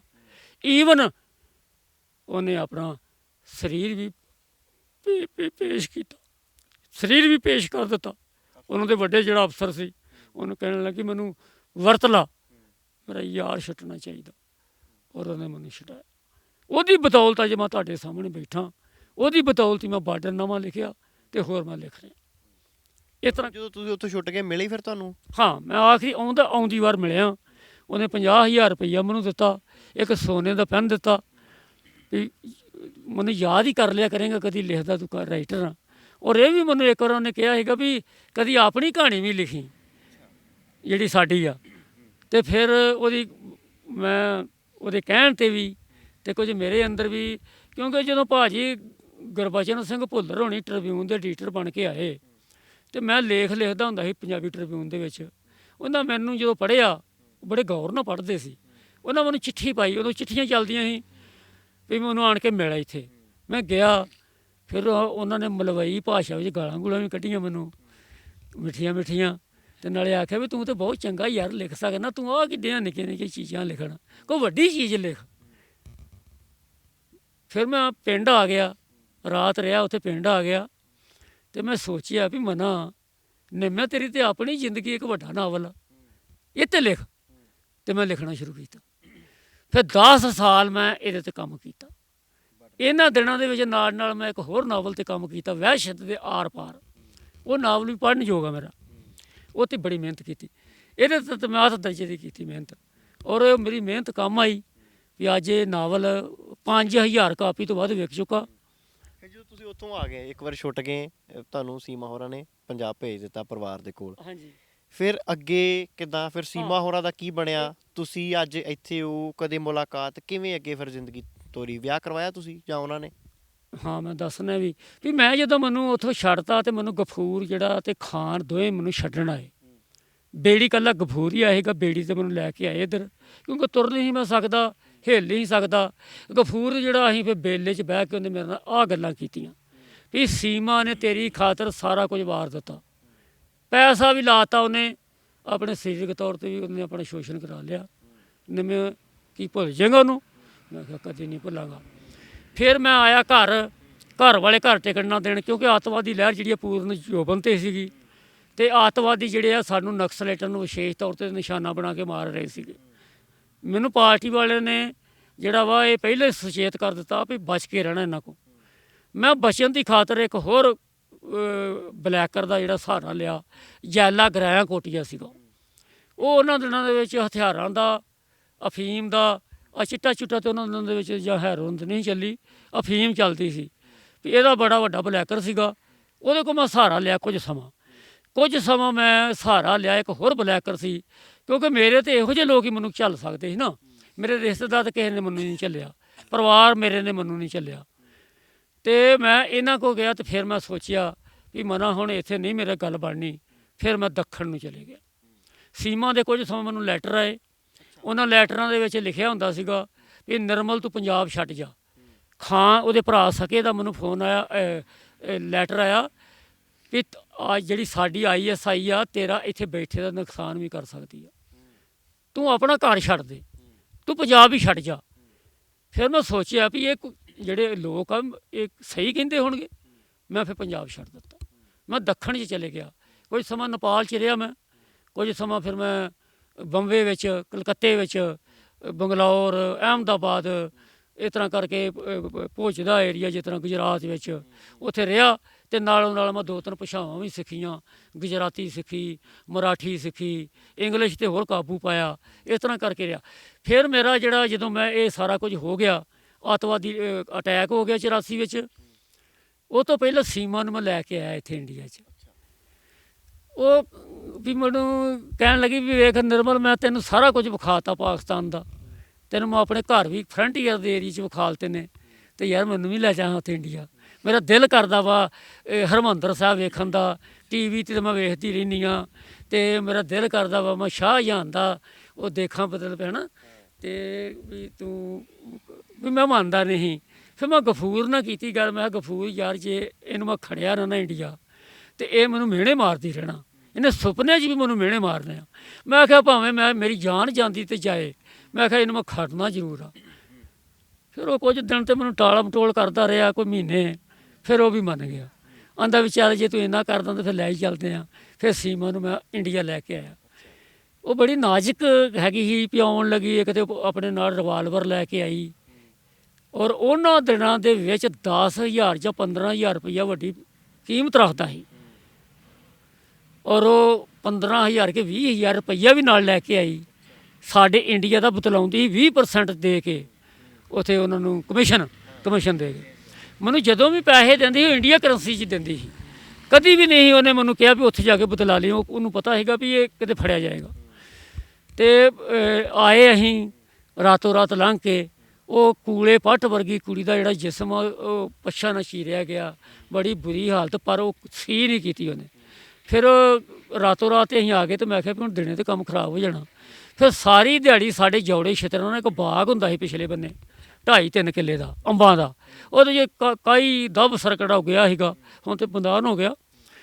ਉੱਥੇ ਫਿਰ ਮੈਂ ਲੈ ਵੜਿਆ ਇਹਨਾਂ ਨੂੰ, ਗਫੂਰ ਨੂੰ ਅਤੇ ਸੀਮਾ ਨੂੰ। ਅਤੇ ਉੱਥੇ ਦੁਕਾਨਾਂ ਵੀ ਨਹੀਂ ਉਦੋਂ ਹੁੰਦੀਆਂ। ਇੱਕ ਦੁਕਾਨ ਸੀ ਚਾਹ ਦੀ, ਅਤੇ ਇੱਕ ਚੱਕੀ ਸੀਗੀ ਆਟਾ ਪੀਣ ਦੀ। ਉੱਥੋਂ ਮੈਂ ਬੋਤਲਾਂ 2 ਪਾਣੀ ਦੀਆਂ ਭਰ ਕੇ ਲਿਆਇਆ, ਅਤੇ ਕੁਝ ਖਾਣ ਵਾਸਤੇ ਸਮੋਸੇ ਬਹੇ ਜੇ ਮਿਲੇ 2-4 ਉਹ ਲਿਆਇਆ। ਵੀ ਉਹਦੀ ਭੁੱਖ ਤੇ ਮਿਟਾਉਣੀ ਸੀ ਮਾੜੀ ਮੋਟੀ। ਅਤੇ ਉਹ ਉਦੋਂ ਰੁੱਤ ਸੀਗੀ ਬੜੀ ਪਿਆਰੀ, ਅਤੇ ਕੋਲਾ ਕੂ ਕਰ ਰਹੀਆਂ ਸੀਗੀਆਂ, ਬਾਗ ਸੀ ਉੱਥੇ। ਅਤੇ ਸੀਮਾ ਬੜੀ ਖੁਸ਼ ਹੋਈ ਉਤਰਨ ਵੈਸੇ, ਪਰ ਸਾਰੀ ਦਿਹਾੜੀ ਭੁੱਖੇ ਭਾਣੇ ਰਹਿਣਾ ਪਿਆ। ਜਦੋਂ ਡੁੱਬਾ ਦਿਨ ਮੈਂ ਸਪੈਸ਼ਲ ਟਾਂਗਾ ਕਰਕੇ ਅਤੇ ਆਪਣੇ ਪਿੰਡ ਲੈ ਕੇ ਆਇਆ ਲੰਗਾਂ। ਅਤੇ ਇੱਥੇ ਵੀ ਮੈਨੂੰ ਇਹ ਵੀ ਕੋਈ ਵੇਖ ਨਾ ਲਵੇ ਕਿਤੇ। ਉਹਨੂੰ ਬੁੱਕਲ ਮਰਵਾਤੀ, ਅਤੇ ਇਸ ਤਰ੍ਹਾਂ ਕਰਕੇ ਵੀ ਉਹਨੂੰ ਮੈਂ ਪਰਦੇ ਵਿੱਚ ਹੀ ਘਰ ਆਪਣੇ ਲੈ ਕੇ ਆਇਆ। ਅਤੇ ਮੈਂ ਜਦੋਂ ਮੇਰੀ ਬੈਠਕ ਸੀਗੀ, ਹੁਣ ਤਾਂ ਢਾਹਤੀ, ਮੈਂ ਤੁਹਾਨੂੰ ਵਿਖਾਉਂਦਾ। ਉਸੇ ਬੈਠਕ ਵਿੱਚ ਹੀ ਉਹ 1 ਮਹੀਨਾ ਮੇਰੇ ਕੋਲ ਰਹਿ ਕੇ ਗਈ। ਸ਼ਾਇਦ ਮਹੀਨੇ ਤੋਂ ਬਾਅਦ ਸਮਾਂ ਹੀ ਰਹੀ ਉੱਥੇ। ਅਤੇ ਮੈਂ ਆਪਣੇ ਡੈਡੀ ਨੂੰ ਸਿਰਫ ਇੱਕ ਵਾਰੀ ਮਿਲਾਈ। ਮੇਰੇ ਬੀਜੀ ਰੋਜ਼ ਮਿਲਦੇ ਸੀ ਉਹਨੂੰ। ਮੇਰੀ ਜਿਹੜੀ ਭਾਬੀ ਆ, ਵੱਡੀ ਤੋਂ ਛੋਟੀ, ਉਹ ਬੜੀ ਚੰਗੀ ਔਰਤ ਆ। ਵੀ ਉਹਨੂੰ ਮੈਂ ਦੱਸਤਾ ਸੀਗਾ ਵੀ ਇਸ ਤਰ੍ਹਾਂ ਕਰਕੇ ਆ। ਅਤੇ ਮੰਮੀ ਆਪਣੀ ਨੂੰ ਮੈਂ ਕਿਹਾ ਵੀ ਇਹ ਗਫੂਰ ਦੀ ਸਕੀ ਭੈਣ ਆ, ਇਹਨੂੰ ਕੋਈ ਪ੍ਰੋਬਲਮ ਆ ਫੇਫੜਿਆਂ ਦੀ, ਅਤੇ ਇਹ ਉੱਧਰ ਕੋਈ ਹਸਪਤਾਲ ਨਹੀਂ ਚੰਗਾ ਹੈਗਾ, ਅਤੇ ਇੱਧਰ ਇਹਨੂੰ ਵਿਖਾ ਲੈਣਾ ਵਾ। ਅਤੇ ਇਹ ਕਰਕੇ ਵੀ ਨਾਲ ਲੈ ਕੇ ਆਏ ਹਾਂ। ਪਰ ਉਹ ਰੋਂਦੀ ਇੰਨਾ ਹੀ ਉਹਨਾਂ ਦੇ ਸਾਹਮਣੇ ਵੀ ਮੈਨੂੰ ਤੁਸੀਂ ਰੱਖ ਲਓ। ਮੇਰੀ ਮੰਮੀ ਜੀ ਨੇ ਵੀ ਕਿਹਾ, ਡੈਡੀ ਨੇ ਵੀ ਕਿਹਾ ਵੀ ਯਾਰ ਰੱਖ ਲੈ, ਇਹਨੂੰ ਕੀ ਆ। ਮੈਂ ਉਹਨੂੰ ਸਭ ਤੋਂ ਪਹਿਲਾਂ ਜੋ ਵੇਖਣਾ, ਪਹਿਲਾਂ ਤਾਂ ਮੈਂ ਅੰਮ੍ਰਿਤਸਰ ਖੜਿਆ, ਉਹਨੂੰ ਆਪਣੀ ਪਤਨੀ ਬਣਾਇਆ। ਉਹਨੂੰ ਚੂੜਾ ਪਵਾਇਆ, ਉਹਦੇ ਸੰਧੂਰ ਲਾਇਆ, ਸਾਰਾ ਕੁਝ ਮੈਂ ਬਣਾਇਆ। ਫਿਰ ਉਹਨੂੰ ਮੈਂ ਹਰਿਮੰਦਰ ਸਾਹਿਬ ਖੜਿਆ, ਉੱਥੇ ਚਲੋ ਅਸੀਂ ਪ੍ਰਸ਼ਾਦ ਕਰਾਇਆ, ਇਸ਼ਨਾਨ ਕੀਤਾ। ਉਹ ਸੰਗ ਦੀ ਉਹਨੂੰ ਕੀ ਪਤਾ ਹੈਗਾ ਮੁਸਲਮਾਨਾਂ ਨੂੰ ਵੀ ਪਠਾਣਾਂ ਨੂੰ ਕੀ ਆ। ਮੈਂ ਕਿਹਾ ਵੀ ਜਿਸ ਤਰ੍ਹਾਂ ਹੋਰ ਔਰਤਾਂ ਨਹਾਉਂਦੀਆਂ ਤੂੰ ਵੀ ਇਸ਼ਨਾਨ ਕਰ ਲੈ ਇੱਥੇ। ਉਹ ਵੇ ਹੋ ਜਾਣ ਡੀਆਂ। ਅਤੇ ਮੈਂ ਉਹਦੇ ਕੱਪੜਿਆਂ ਦੀ ਰਾਖੀ ਕੀਤੀ, ਫਿਰ ਮੇਰੇ ਕੱਪੜਿਆਂ ਦੀ ਉਹਨੇ ਕੀਤੀ, ਫਿਰ ਮੈਂ ਵੀ ਇਸ਼ਨਾਨ ਕੀਤਾ। ਅਤੇ ਉੱਥੋਂ ਮੈਂ ਸਿੱਧਾ ਯੂਨੀਵਰਸਿਟੀ ਲੈ ਗਿਆ ਉਹਨੂੰ। ਮੈਂ ਕਿਹਾ ਆ ਤੈਨੂੰ ਵਿਖਾਵਾਂ ਜਿਹੜੀ ਮੈਂ ਜਿੱਥੇ ਮੈਂ ਪੜ੍ਹਦਾ। ਉਹਨਾਂ ਦਿਨਾਂ ਦੇ ਛੁੱਟੀਆਂ ਚੱਲ ਰਹੀਆਂ ਸੀ, ਪਰ ਮਿਲੇ ਮੈਨੂੰ ਕੁਝ ਬੰਦੇ। ਮੈਂ ਕਿਹਾ ਮੇਰੀ ਭਾਬੀ ਜੀ ਨੇ, ਮੇਰਾ ਭਰਾ ਜਿਹੜਾ ਉਧਰ ਸਰਵਿਸ ਕਰਦਾ, ਉਹਨਾਂ ਨੂੰ ਕੀ ਪਤਾ ਸੀਗਾ। ਅਤੇ ਮੈਂ ਕਿਹਾ ਉਹਨੇ ਪੰਡਤਾਂ ਦੀ ਕੁੜੀ ਨਾਲ ਵਿਆਹ ਕਰਾਇਆ ਵਾ, ਅਤੇ ਉਹਨੇ ਇਸ ਤਰ੍ਹਾਂ ਮੈਨੂੰ ਭੇਜਿਆ ਵਾ ਵਿਖਾਲਣ ਵਾਸਤੇ, ਕਿਉਂਕਿ ਉਹ ਸੁੰਦਰ ਇੰਨੀ ਜ਼ਿਆਦਾ ਸੀ ਵੀ ਉਹ ਰਲਦੀ ਨਹੀਂ ਸੀ। ਉਹ ਵਿਖਾਈ। ਉਹ ਉਰਦੂ ਡਿਪਾਰਟਮੈਂਟ ਵੇਖ ਕੇ ਬੜੀ ਹੈਰਾਨ ਹੋਈ ਵੀ ਤੁਹਾਡੇ ਵੀ ਉਰਦੂ ਚੱਲਦਾ। ਮੈਂ ਕਿਹਾ ਚੱਲਦਾ ਛੱਡ ਕੇ ਸਾਡਾ ਉਰਦੂ ਦਾ ਪਿਓ ਵੀ ਚੱਲਦਾ। ਫਾਰਸੀ ਵੇਖ ਇੱਥੇ ਫਾਰਸੀ ਦੀਆਂ ਕਿਤਾਬਾਂ ਪਈਆਂ, ਅਤੇ ਉਹ ਪੜ੍ਹ ਲੈਂਦੀ ਸੀ ਨਾ ਸਾਰਾ ਕੁਝ। ਉਹ ਬੜੀ ਖੁਸ਼ ਹੋਈ। ਫਿਰ ਉੱਥੋਂ ਮੈਂ ਕਿਹਾ ਵੀ ਚੱਲ ਚੱਲੀਏ ਹੁਣ ਆਪਾਂ ਗਾਂਹ ਜਾਣਾ। ਅਤੇ ਮੈਂ ਉਹਨੂੰ ਲੈ ਗਿਆ ਅਟਾਰੀ ਬਾਰਡਰ। ਉੱਥੇ ਮੇਰੇ ਪਿਤਾ ਜੀ ਦੇ ਨਾਨਕੇ ਆ ਪਿੰਡ ਸ਼ਹੂਰ 'ਚ। ਉੱਥੇ ਮੈਂ ਪਹਿਲਾਂ ਵੀ ਜਾਂਦਾ ਸੀ। ਉਹ ਅੱਛਾ, ਇੱਥੋਂ ਫਿਰ ਸਾਰਾ ਘੁਮਾ ਕੇ ਜਿੱਥੇ ਜਿੱਥੇ ਉਹਨਾਂ ਨੇ ਕਿਹਾ ਤੁਸੀਂ ਸਾਰਾ ਘੁਮਾਇਆ ਫਿਰ? ਨਹੀਂ ਅਜੇ ਨਹੀਂ ਗਏ ਵੀ ਉੱਥੋਂ ਮੈਂ ਉਹਨੂੰ ਝੰਡਾ ਵੇਖਣਾ ਚਾਹੁੰਦੀ ਵੀ ਕਿਸ ਤਰ੍ਹਾਂ ਚਾੜ੍ਹਦੇ ਅਤੇ ਕਿਸ ਤਰ੍ਹਾਂ ਲਾਉਂਦੇ ਨੇ। ਝੰਡੇ ਦੀ ਰਸਮ ਖਾਲੀ। ਫਿਰ ਤੀਜੇ 3 ਦਿਨ ਅਸੀਂ ਸ਼ਹੂਰੇ ਪਿੰਡ 'ਚ ਰਹੇ। ਚੌਥੇ ਦਿਨ ਅਸੀਂ ਸਿੱਧੇ ਫਿਰ ਅੰਮ੍ਰਿਤਸਰੋਂ ਟ੍ਰੇਨ ਚੜ੍ਹੇ ਦਿੱਲੀ ਦੀ। ਦਿੱਲੀ ਜਾ ਕੇ ਅਸੀਂ ਹੋਟਲ 'ਚ ਰਹੇ। ਉੱਥੋਂ ਫਿਰ ਉਹਨੂੰ ਮੈਂ ਜਿਹੜਾ ਵਾ ਤਾਜ ਮਹਿਲ, ਲਾਲ ਕਿਲ੍ਹਾ, ਹੋਰ ਸਾਰਾ ਕੁਝ ਜੋ ਕੁਝ ਚਾਹੁੰਦੀ ਸੀ ਮੈਂ ਵਿਖਾ ਲਿਆ। 3 ਰਾਤਾਂ ਅਤੇ 3 ਦਿਨ ਆਪਾਂ ਉੱਥੇ ਰਹੇ। ਫਿਰ ਮੁਹੱਬਤ ਟੁੱਟੀ ਕਿਵੇਂ? ਤੁਸੀਂ ਤਾਂ ਮਤਲਬ ਉਹਨੂੰ ਇੰਡੀਆ ਵੀ ਲੈ ਆਏ, ਸਾਰਾ ਘੁਮਾ ਵੀ ਦਿੱਤਾ, ਤੁਸੀਂ ਵੀ ਆਉਂਦੇ ਜਾਂਦੇ ਰਹੇ, ਫਿਰ ਟੁੱਟੀ ਕਿਵੇਂ? ਹਾਲਾਂਕਿ ਚਲੋ ਟੁੱਟੀ ਆ, ਕੌਣ ਕਹਿੰਦਾ ਟੁੱਟੀ ਆ? ਮੁਹੱਬਤ ਅਜੇ ਵੀ ਉਸੇ ਤਰ੍ਹਾਂ ਹੀ ਆ, ਯਾਰੀ ਆ। ਵੀ ਜਦੋਂ ਮੈਨੂੰ ਉਹਨਾਂ ਨੇ ਫੜ ਲਿਆ ਤਾਂ ਫਿਰ ਇਹਨਾਂ ਨੇ ਕਹਿ ਦਿੱਤਾ ਵੀ ਹੁਣ ਤੂੰ ਪਾਕਿਸਤਾਨ ਨਹੀਂ ਆਉਣਾ। ਜਦੋਂ ਮੈਂ ਸੱਦਾਂ ਉਦੋਂ ਆਉਣਾ। ਫਿਰ ਉਹਦਾ ਵਿਆਹ ਹੋਇਆ। ਵਿਆਹ ਤੋਂ ਪਹਿਲਾਂ ਤਾਂ ਉਹਨਾਂ ਨੇ ਕੀਤਾ ਮਤਾ ਪਕਾਇਆ ਵੀ ਇਹਨੂੰ ਸੱਦੀਏ। ਫਿਰ ਉਹਨਾਂ ਨੇ ਕੀਤਾ ਵੀ ਨਹੀਂ ਵੀ ਇੱਥੇ ਤਰ੍ਹਾਂ ਤਰ੍ਹਾਂ ਦੇ ਬੰਦੇ ਆਉਣੇ ਆ, ਕੋਈ ਉਹਨੂੰ ਪੁੱਛ ਬੈਠਾ ਜਾਂ ਕਿਸ ਤਰ੍ਹਾਂ ਵਾ, ਕਈ ਉਹਨਾਂ ਸ਼ਬਦਾਂ ਦਾ ਭੁਲੇਖਾ ਪੈਂਦਾ ਵੀ ਫੜਿਆ ਜਾਏ ਜਾਂ ਠੀਕ ਨਹੀਂ ਹੈਗਾ। ਫਿਰ ਉਹਦੇ ਘਰ ਵਾਲਾ ਜਿਹਦੇ ਨਾਲ ਉਹ ਵਿਆਹੀ ਗਈ ਸੀ, ਉਹ ਕੈਪਟਨ ਮੁਹੰਮਦ ਅਸਲਮ ਬਾਜਵਾ, ਉਹਨੇ ਜਾਣਾ ਸੀ ਕਰਾਚੀ ਟ੍ਰੇਨਿੰਗ 'ਤੇ। ਅਤੇ ਫਿਰ ਸਪੈਸ਼ਲ ਉਹਨੇ ਗਫੂਰ ਨੂੰ ਘੱਲਿਆ ਵੀ ਹੁਣ ਲੈ ਕੇ ਆ ਨਿਰਮਲ। ਫਿਰ ਮੈਂ ਗਿਆ। ਉਦੋਂ ਮੈਂ 3 ਮਹੀਨੇ ਲਗਾਤਾਰ ਜਿਹੜਾ ਵਾ ਵੀ ਉੱਥੇ ਰਿਹਾ। ਉਹ ਚਾਹੁੰਦੀ ਸੀ ਵੀ ਮੈਂ ਵੀ ਕੋਈ ਨਿਸ਼ਾਨੀ ਸਾਡੇ ਪਿਆਰ ਦੀ ਹੋਣੀ ਚਾਹੀਦੀ ਆ। ਅਤੇ ਮੈਂ ਉਹਨੂੰ ਪੁੱਛਿਆ ਵੀ ਕੀ ਹੋਣੀ ਚਾਹੀਦੀ ਆ? ਉਹ ਕਹਿੰਦੀ ਬੱਚਾ ਹੋਣਾ ਚਾਹੀਦਾ ਸਾਡੇ 'ਚੋਂ। ਫਿਰ ਸਾਡੇ 'ਚੋਂ ਇੱਕ ਕੁੜੀ ਹੋਈ ਜਿਹਦਾ ਨਾਂ ਉਹਨੇ ਨਿੰਮੀ ਬੇਗਮ ਰੱਖਿਆ। ਉਦੋਂ ਮੈਂ ਆ ਚੁੱਕਾ ਹਾਂ ਇੱਧਰ। ਉਹਨੇ ਫਿਰ ਬਹੁਤ ਕੁਝ, ਕਈ ਬਰਫੀ ਦੇ ਡੱਬੇ, ਮੇਰੇ ਵਾਸਤੇ ਸੂਟ, ਫਿਰ ਹੋਰ ਮੇਰੀਆਂ ਭਰਜਾਈਆਂ ਵਾਸਤੇ, ਮੇਰੀ ਮਾਂ ਵਾਸਤੇ 2 ਘੋੜਾ ਬੋਸਕੀ, ਅਤੇ ਬੜਾ ਕੁਝ, ਜੁੱਤੀਆਂ ਘੱਲੀਆਂ ਕਸੂਰੀ, ਅਤੇ ਬੜਾ ਕੁਝ ਘੱਲਿਆ ਉਹਦੀ ਖੁਸ਼ੀ ਦੇ ਵਿੱਚ ਵੀ ਤੇਰੇ ਘਰ ਬੇਟੀ ਹੋਈ ਆ। ਅਤੇ ਮੈਂ ਤਾਂ ਚਾਹੁੰਦੀ ਹਾਂ ਬੇਟੀ ਹੋਵੇ। ਇਹ ਪਰਿਵਾਰ ਨੂੰ ਵਧਾਉਂਦੀਆਂ ਨੇ, ਜੇ ਬੇਟਾ ਹੁੰਦਾ ਤਾਂ ਡੋਬ ਦਿੰਦਾ, ਅਤੇ ਬਹੁਤ ਚੰਗੀ ਗੱਲ ਆ। ਉਹਦੇ ਤੋਂ ਬਾਅਦ 'ਚ 1-2 ਦੇ ਲੈਟਰ ਆਏ ਮੈਨੂੰ। ਉਹਦੇ ਤੋਂ ਬਾਅਦ 'ਚ ਕੋਈ ਫਿਰ ਨਹੀਂ, ਕਿਉਂਕਿ ਜਦੋਂ ਅਟੈਕ ਹੋ ਗਿਆ ਸਾਰਾ ਕੁਝ ਬੰਦ ਹੋ ਗਿਆ। ਬਲੈਕ ਜਿਹੜੀ ਉਹ ਬੰਦ ਹੋ ਗਈ। ਹਾਂ, ਇੱਕ ਵਾਰ ਸਿਰਫ ਇੱਕ ਓਨਲੀ ਲੈਟਰ ਮੈਨੂੰ ਆਇਆ ਸੀਗਾ J&K ਦੇ ਥਰੂ। ਉਹਦੇ ਵਿੱਚ ਵੀ ਇਹੀ ਲਿਖਿਆ ਸੀ ਵੀ ਨਿਰਮਲ ਕਦੀ ਭੁੱਲ ਕੇ ਵੀ ਪਾਕਿਸਤਾਨ ਦੀ ਹੁਣ ਸਰਹੱਦ ਨਾ ਕਰੀ ਪਾਰ। ਅਤੇ ਨਾਲੇ ਕਰੰਟ ਤਾਰ ਵੀ ਲੱਗ ਗਈ ਸੀ। ਇਹ 86 'ਚ ਲੱਗੀ ਆ। ਜਦੋਂ ਮੈਂ ਅਖੀਰਲੀ ਵਾਰ ਗਿਆ ਨਾ, ਉਦੋਂ ਸਮਾਨ ਸੁੱਟਿਆ ਸੀ ਸਾਰਾ, ਅਜੇ ਲੱਗੀ ਨਹੀਂ ਸੀ। ਅਤੇ ਅੱਗੇ ਅਸੀਂ ਲੰਘ ਜਾਂਦੇ ਹਾਂ 15 ਮਿੰਟਾਂ 'ਚ। ਉਹ ਚੱਕਰ ਗਫੂਰ ਮੈਨੂੰ ਲੈ ਕੇ ਗਿਆ 1.5 ਘੰਟੇ 'ਚ। ਪੈਰ ਤੇ ਵੇਖ ਕੇ ਵੀ ਕਿਤੇ ਬੰਦਾ ਮਾਰਿਆ ਨਾ ਜਾਏ। ਅੱਛਾ, ਫਿਰ ਅੱਜ ਕੱਲ੍ਹ ਕਿੱਥੇ ਨੇ ਸੀਮਾ ਹੋਰੀ? ਔਰ ਅੱਜ ਕੱਲ੍ਹ ਇੰਗਲੈਂਡ ਨੇ। ਮੈਂ ਲੱਭ ਲਿਆ ਉਹਨਾਂ ਨੂੰ। ਕਿੱਦਾਂ ਲੱਭੇ? ਉਹ ਮੇਰੀਆਂ ਜਿਹੜੀਆਂ ਸਿਹਤ ਸੁਭਾਵਾਂ ਨੇ ਇੰਗਲੈਂਡ ਦੀਆਂ, ਉਹ ਤਾਂ ਵੱਡੇ ਕੰਮ ਕੀਤਾ ਮੇਰੇ ਸ਼ਾਗਿਰਦਾਂ ਨੇ, ਜਿਹੜੇ ਮੇਰੇ ਕੋਲ ਪੜ੍ਹਦੇ ਆ। ਮੇਰੇ ਪਿੰਡ ਦੇ ਆ ਮੁੰਡਾ ਵਾ ਆਪਣਾ ਰਣਜੀਤ ਸਿੰਘ, ਰਾਤੀ ਵੀ ਉਹਦਾ ਫੋਨ ਆਇਆ ਸੀਗਾ। ਉਹਨੇ ਵੀ ਮੈਨੂੰ ਫਿਰ ਉਹਨੇ ਕੋਸ਼ਿਸ਼ ਕੀਤੀ। ਇੱਕ ਹੋਰ ਮੁੰਡਾ ਮੇਰਾ ਸ਼ਾਗਿਰਦ ਆ, ਉਹਨੇ ਕੋਸ਼ਿਸ਼ ਕੀਤੀ। ਉਹਨਾਂ ਕਰਕੇ ਕੋਈ ਸਾਲ ਕਰਨੀ ਪਈ ਕੋਸ਼ਿਸ਼। ਸਾਲ ਬਾਅਦ ਕਿਤੇ ਜਾ ਕੇ ਤੇ ਫਿਰ ਉਹ ਲੱਭੀ। ਫਿਰ ਕਿੱਦਾਂ ਲੱਗਾ ਸੀ ਵੀ ਇੰਗਲੈਂਡ ਦੇ ਵਿੱਚ ਚਲੇ ਗਏ ਨੇ ਉਹ? ਉਹਨਾਂ ਜਦੋਂ ਲੱਭੀ ਅਤੇ ਫਿਰ ਉਹਨਾਂ ਨੇ ਮੇਰਾ ਫ਼ੋਨ ਨੰਬਰ ਦਿੱਤਾ, ਅਤੇ ਫਿਰ ਉਹਨੇ ਫ਼ੋਨ ਕੀਤਾ, ਅਤੇ ਫਿਰ ਸਾਡਾ ਰਾਬਤਾ ਜਿਹੜਾ ਕਾਇਮ ਆਇਆ। ਫਿਰ ਮੇਰੀ ਬੇਟੀ ਦਾ ਵੀ ਆਇਆ, ਨਿੰਮੀ ਬੇਗਮ। ਉਹ ਅੱਜ ਕੱਲ੍ਹ ਉਹਦੇ ਵੀ ਗਾੜੀ 2 ਬੱਚੇ ਆ। ਆਕਸਫੋਰਡ ਯੂਨੀਵਰਸਿਟੀ ਵਿੱਚ ਪੜ੍ਹਾ ਰਹੀ ਆ। ਉਹਨੇ MA ਕੀਤੀ, PhD ਕੀਤੀ, ਕਿਉਂਕਿ ਸੀਮਾ ਖੁਦ ਬਹੁਤ ਪੜ੍ਹੀ ਲਿਖੀ ਸੀਗੀ। ਉਹਨੇ ਮੇਰੇ ਖਿਆਲ 'ਚ ਬਾਅਦ 'ਚ PhD ਵੀ ਕਰ ਲਈ ਸੀ। MPhil ਤਾਂ ਮੇਰੇ ਹੁੰਦਿਆਂ ਵੀ ਕਰ ਲਈ ਸੀ ਉਹਨੇ। ਅਤੇ ਉਹ ਬਹੁਤ ਮੁਹੱਬਤ ਕਰਦੀ ਸੀਗੀ ਸਾਹਿਤ ਨੂੰ, ਪੜ੍ਹਨ ਨੂੰ ਵੀ। ਉਹ ਬੜੀ ਮੈਂ ਨਾ ਵੀ ਉਹ ਗੀਤ, ਉਹ ਤਰਜ਼ਾਂ ਜਿਹੜੀਆਂ ਉਹ ਬਣਾਉਂਦੀ ਸੀ, ਉਹ ਤਾਂ ਸਾਡੇ ਵੀ ਆਰਟਿਸਟ ਨਹੀਂ ਬਣਾ ਸਕੇ ਇੱਥੇ। ਜਦੋਂ ਉਹਨੂੰ ਮੈਂ, ਉਹਦੀ ਆਵਾਜ਼ ਬੜੀ ਪਿਆਰੀ ਸੀਗੀ, ਬਹੁਤ ਮਿੱਠਾ ਗਾਉਂਦੀ ਸੀ, ਉਹਨੂੰ ਮੈਂ ਆਖਣਾ ਉਹਨੇ ਇਹੋ ਹੀ ਗੀਤ ਗਾਉਣੇ, ਸੁਰਿੰਦਰ ਕੌਰ ਦੇ, ਨਰਿੰਦਰ ਬੀਬਾ ਦੇ, ਸ਼ਿਵ ਕੁਮਾਰ ਬਟਾਲਵੀ ਦੇ, ਇਹ ਗੀਤ ਮੈਨੂੰ ਸੁਣਾਉਣੇ ਉਹਨੇ, ਅਤੇ ਮੈਂ ਬੜਾ ਖੁਸ਼ ਹੋਣਾ ਵੀ ਸਾਡੇ ਰਾਈਟਰ ਨੂੰ ਗਾ ਰਹੀ ਹੈ। ਤੁਸੀਂ ਵੀ ਇੱਧਰ ਫਿਰ ਵਿਆਹ ਕਰਵਾ ਲਿਆ? ਉਹਨਾਂ ਨੇ ਵੀ ਵਿਆਹ ਕਰਵਾ ਲਿਆ? 1996 ਵਿੱਚ ਮੇਰਾ ਵਿਆਹ ਹੋਇਆ ਇੱਥੇ ਬੜੇ ਇੱਕ ਠੱਗ ਪਰਿਵਾਰ ਦੇ ਵਿੱਚ। ਮੇਰੇ ਸਕੇ ਸਾਲਿਆਂ ਨੇ ਆਪਣੀ ਭੈਣ ਦੇ ਨਾਲ ਰੇਪ ਕੀਤਾ। ਮੇਰੀ ਮਿਸਜ ਦੇ ਨਾਲ ਦੇ ਕੋਲੋਂ ਉਹਨਾਂ ਨੇ ਲਗਭਗ 1.5 ਕਰੋੜ ਰੁਪਈਆ ਜਿਹੜਾ ਖਾ ਲਿਆ। ਸਾਡੇ ਕੋਲ ਲੈ ਗਏ ਸੀ, ਕਦੀ ਕੰਬਾਈਨ ਲੈਣ ਵਾਸਤੇ, ਕਦੀ ਵੇਲਣਾ ਲਾਉਣ ਵਾਸਤੇ, ਕਦੀ ਕੁਲਫੀਆਂ ਦਾ ਕਾਰਖਾਨਾ ਲਾਉਣ ਵਾਸਤੇ, ਕਦੀ ਕੁਛ। ਜਦੋਂ ਉਹ ਮਰ ਗਈ, ਨਾ ਮੈਨੂੰ ਉਹਨਾਂ ਨੇ ਪਰਸ ਦਿੱਤਾ, ਨਾ ਮੈਨੂੰ ਉਹਨਾਂ ਨੇ ਮੋਬਾਈਲ ਦਿੱਤਾ ਉਹਦਾ ਕੋਈ ਵੀ ਜਿਹੜੀ ਮੈਨੂੰ ਨਹੀਂ ਉਹ ਚੀਜ਼ ਦਿੱਤੀ, ਕਿਉਂਕਿ ਉਹ ਝੂਠੇ ਸੀਗੇ। ਉਹ ਸਾਨੂੰ ਜਿਹੜਾ ਲੁੱਟ ਚੁੱਕੇ ਸੀ ਪਹਿਲਾਂ ਹੀ। ਉਹ ਦੋਵੇਂ ਵੇਲੇ ਪਾਠ ਕਰਦੇ ਆ, ਦੋਵੇਂ ਭਰਾ ਮਾਲਾ ਫੇਰਦੇ ਨੇ 24 ਘੰਟੇ, ਪਰ ਪਰਮਾਤਮਾ ਨੇ ਉਹਨੂੰ ਸਜ਼ਾ ਦਿੱਤੀ ਆ।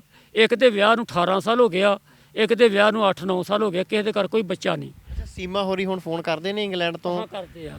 ਉਹ ਸੀਮਾ ਜਿਹੜੀ ਖੁਦ ਆ ਉਹ ਤੇ ਨਿਰਾਸ਼ ਜਾਪਦੀ ਹੈ ਥੋੜ੍ਹੀ ਜ਼ਿੰਦਗੀ ਤੋਂ ਵੀ, ਪਰ ਮੇਰੀ ਬੇਟੀ ਜਿਹੜੀ ਆ ਉਹ ਬਹੁਤ ਚਾਹੁੰਦੀ ਆ, ਮੈਨੂੰ ਮਿਲਣਾ ਵੀ ਬਹੁਤ ਚਾਹੁੰਦੀ ਆ, ਅਤੇ ਉਹ ਤਾਂ ਕਈ ਵਾਰ ਰੋਜ਼ ਵੀ ਕਰ ਲੈਂਦੀ ਆ। ਮਿਲੋਗੇ ਹੁਣ? ਮਿਲੋਗੇ ਕਿੱਦਾਂ? ਜ਼ਰੂਰ ਮਿਲਾਂਗਾ ਮੈਂ। ਮੈਨੂੰ ਡੱਕਿਆ ਪਿਆ ਵਾ ਕਰੋਨੇ ਨੇ।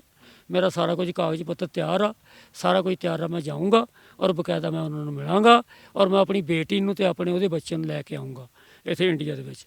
ਜੇ ਹੋਰ ਨਹੀਂ ਤਾਂ ਉਹ ਟੈਸਟ ਤਾਂ ਹੋ ਹੀ ਸਕਦਾ ਨਾ, DNA ਟੈਸਟ। ਉਹ ਮੇਰਾ ਖੂਨ ਆ, ਉਹ ਤਾਂ ਗੌਰਮੈਂਟ ਡੱਕ ਨਹੀਂ ਸਕਦੀ, ਨਾ ਇੰਗਲੈਂਡ ਗੌਰਮੈਂਟ ਡੱਕ ਸਕਦੀ ਆ, ਨਾ ਇੰਡੀਆ ਗੌਰਮੈਂਟ ਡੱਕ ਸਕਦੀ ਆ। ਮੈਂ ਉਹਨੂੰ ਲੈ ਕੇ ਆਊਂਗਾ ਇੱਥੇ, ਕਿਉਂਕਿ ਮੇਰੇ ਕੋਲ ਇੱਥੇ ਕਾਫੀ ਜਾਇਦਾਦ ਆ, ਔਰ ਮੈਂ ਦੇਣੀ ਨਹੀਂ ਚਾਹੁੰਦਾ, ਕਿਉਂਕਿ ਮੇਰੇ ਭਰਾਵਾਂ ਕੋਲ ਵੀ ਜਾਇਦਾਦ ਹੈਗੀ ਆ। ਜਾਂ ਤਾਂ ਉਹਨਾਂ ਨੂੰ ਇਹ ਮੈਂ ਟਰਸਟ ਬਣਾ ਰਿਹਾ ਇਹਦਾ ਲੇਖਕਾਂ ਵਾਸਤੇ, ਜਿਹੜੇ ਅੱਛਾ ਲਿਖਦੇ ਆ, ਕਲਾਸੀਕਲ ਲਿਖਦੇ ਨੇ, ਚੰਗਾ ਲਿਖਦੇ ਆ, ਉਹ ਪੈਸੇ ਤੋਂ ਰਹਿ ਜਾਂਦੇ ਆ। ਜਿਹੜੇ ਇੱਥੇ ਮਾੜੇ ਮੋਟੇ ਰਾਈਟਰ ਉਹ ਪੈਸੇ ਦੇ ਕੇ ਕਿਤਾਬਾਂ ਛਪਾ ਲੈਂਦੇ ਨੇ, ਪਰ ਮੁੜ ਕੇ ਉਹ ਕਿਤਾਬਾਂ ਜਿਹੜੀਆਂ ਉਹ ਘੱਟੇ 'ਚ ਰੁਲ ਜਾਂਦੀਆਂ ਨੇ। ਪਰ ਜਿਹੜੇ ਚੰਗੇ ਰਾਈਟਰ ਨੇ, ਚੰਗੇ ਲੇਖਕ ਨੇ, ਉਹ ਪੈਸੇ ਤੋਂ ਰਹਿ ਜਾਂਦੇ ਆ। ਆਖਰੀ ਸਵਾਲ ਲਊਂਗਾ, ਸੀਮਾ ਹੋਰਾਂ ਦੀਆਂ ਨਿਸ਼ਾਨੀਆਂ ਵੀ ਹੋਣਗੀਆਂ ਤੁਹਾਡੇ ਕੋਲ, ਪਿਆਰ ਦੀਆਂ, ਮੁਹੱਬਤ ਦੀਆਂ, ਕੀ ਦਿੱਤਾ? ਹੈਗੀਆਂ ਵੀ ਅੱਜ ਤੱਕ ਨਾ ਤਾਂ ਮੈਂ ਕਿਸੇ ਨੂੰ ਦੱਸੀਆਂ ਨੇ ਅਤੇ ਨਾ ਮੈਂ ਦੱਸਣੀਆਂ ਨੇ। ਉਹਨਾਂ ਦਾ ਪੈਨ ਇੱਕ ਜ਼ਰੂਰ ਜਿਹੜਾ ਹੈਗਾ ਸੋਨੇ ਦਾ ਪੈਨ ਨੇ ਮੈਨੂੰ ਦਿੱਤਾ ਸੀ ਆਉਣ ਲੱਗੇ ਨੂੰ, ਉਹ ਮੈਂ ਦੇਤਾ ਵਰਿੰਦਰ ਸ਼ੈਲੀ ਨੂੰ। ਅੱਜ ਕੱਲ੍ਹ ਕੈਨੇਡਾ ਰਹਿੰਦਾ, ਉਹ ਸੁਣ ਰਿਹਾ ਹੋਏਗਾ, ਸੁਣੇਗਾ ਮੁਲਾਕਾਤ ਨੂੰ, ਵੀ ਉਹਦਾ ਵਿਆਹ ਦੇ ਉੱਤੇ ਮੈਨੂੰ ਪੁਲਿਸ ਨੇ ਫੜ ਲਿਆ ਸੀ ਇੱਥੇ, ਅਤੇ ਮੈਂ ਵਿਆਹ 'ਤੇ ਜਾ ਨਹੀਂ ਸਕਿਆ, ਅਤੇ ਮੈਨੂੰ ਮਿਲਣ ਆਏ ਸੀ ਦੋਵੇਂ ਜੀ। ਅਤੇ ਮੈਂ ਉਹਨਾਂ ਨੂੰ ਕਿਹਾ ਬੇਟਾ ਹੋਰ ਤਾਂ ਮੇਰੇ ਕੋਲ ਗਰੀਬ ਕੋਲ ਕੁਛ ਨਹੀਂ ਹੈਗਾ, ਆਹ ਇੱਕ ਚੀਜ਼ ਜ਼ਰੂਰ ਮੇਰੇ ਕੋਲ ਹੈਗੀ ਆ, ਵੀ ਇਹ ਮੈਂ ਤੈਨੂੰ ਮੈਂ ਸ਼ਗਨ ਵਜੋਂ ਦਿੰਦਾ। ਲੈਂਦਾ ਨਹੀਂ ਸੀ, ਮੈਂ ਕਿਹਾ ਵੀ ਨਹੀਂ ਇਹ ਲੈਣਾ ਪਏਗਾ, ਮੈਂ ਉਹਨੂੰ ਦੇ ਦਿੱਤਾ ਸੀ। ਜਿਹੜੀ ਨਿੰਮੀ ਬੇਗਮ ਤੁਹਾਡੀ ਬੇਟੀ ਤੁਸੀਂ ਕਹਿੰਦੇ ਹੋ, ਉਹ ਕਿਵੇਂ ਗੱਲ ਕਰਦੀ ਹੈ ਤੁਹਾਡੇ ਨਾਲ? ਕੀ ਪੰਜਾਬੀ 'ਚ?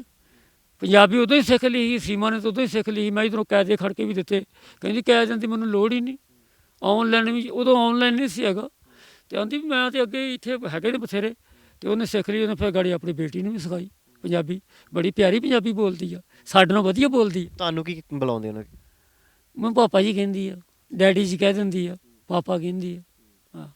ਆਪਣੇ ਬੱਚੇ ਤੁਹਾਡੇ ਜਦੋਂ ਇੱਥੇ ਵਿਆਹ ਹੋਇਆ, ਕੋਈ ਬੱਚਾ ਤੁਹਾਡੇ? ਨਹੀਂ, ਮੇਰਾ ਕੋਈ ਬੱਚਾ ਨਹੀਂ ਹੈਗਾ, ਔਰ ਮੇਰੇ ਮਿਸੇਜ ਜਿਹੜੇ ਮੇਰੇ ਤੋਂ 15 ਸਾਲ ਵੱਡੇ ਸੀਗੇ ਉਦੋਂ, ਕਿਉਂਕਿ ਇਹ ਘਰਾਂ ਦੀ ਕਈ ਵਾਰ ਹੁੰਦੀ ਆ ਵੀ ਇਹ ਸਿਫਤ ਆ ਮੇਰੇ ਸਹੁਰਿਆਂ ਦੀ। ਮੇਰੇ ਸਾਲ ਨੇ ਵੀ ਕੋਈ ਵੀ ਉਹ ਕੁੜੀ ਜਿਹੜੀ ਉਹ 35-40 ਸਾਲ ਤੋਂ ਥੱਲੇ ਨਹੀਂ ਵਿਆਹੁੰਦੇ, ਪਹਿਲਾਂ ਉਹਦੀਆਂ ਤਨਖਾਹਾਂ ਖਾਂਦੇ ਨੇ।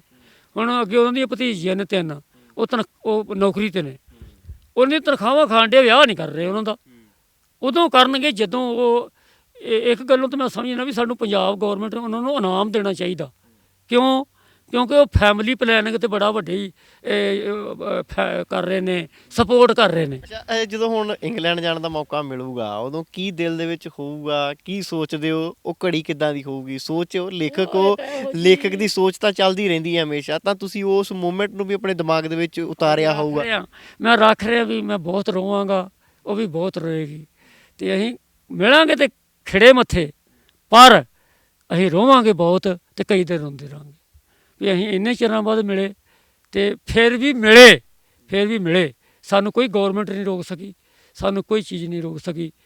ਇੱਥੋਂ ਮੈਂ ਕਹਿੰਦਾ ਵੀ ਮੁਹੱਬਤ ਨਾਲ ਦੀ ਕੋਈ ਸ਼ਕਤੀਸ਼ਾਲੀ ਚੀਜ਼ ਨਹੀਂ, ਨਫ਼ਰਤ ਨਾਲ ਦੀ ਕੋਈ ਘਟੀਆ ਚੀਜ਼ ਨਹੀਂ। ਮੁਹੱਬਤ ਜਿਹੜੀ ਹੈ ਸਾਨੂੰ ਜੋੜਦੀ ਆ, ਨਫ਼ਰਤ ਜਿਹੜੀ ਹੈ ਸਾਨੂੰ ਈਰਖਾ ਸਾੜਾ ਇਹ ਕਰਨਾ ਜਿਹੜਾ ਦੱਸਦੀ ਆ, ਅਤੇ ਸਾਨੂੰ ਇੱਕ ਦੂਜੇ ਨੂੰ ਵਿਛੋੜਦੀ ਆ।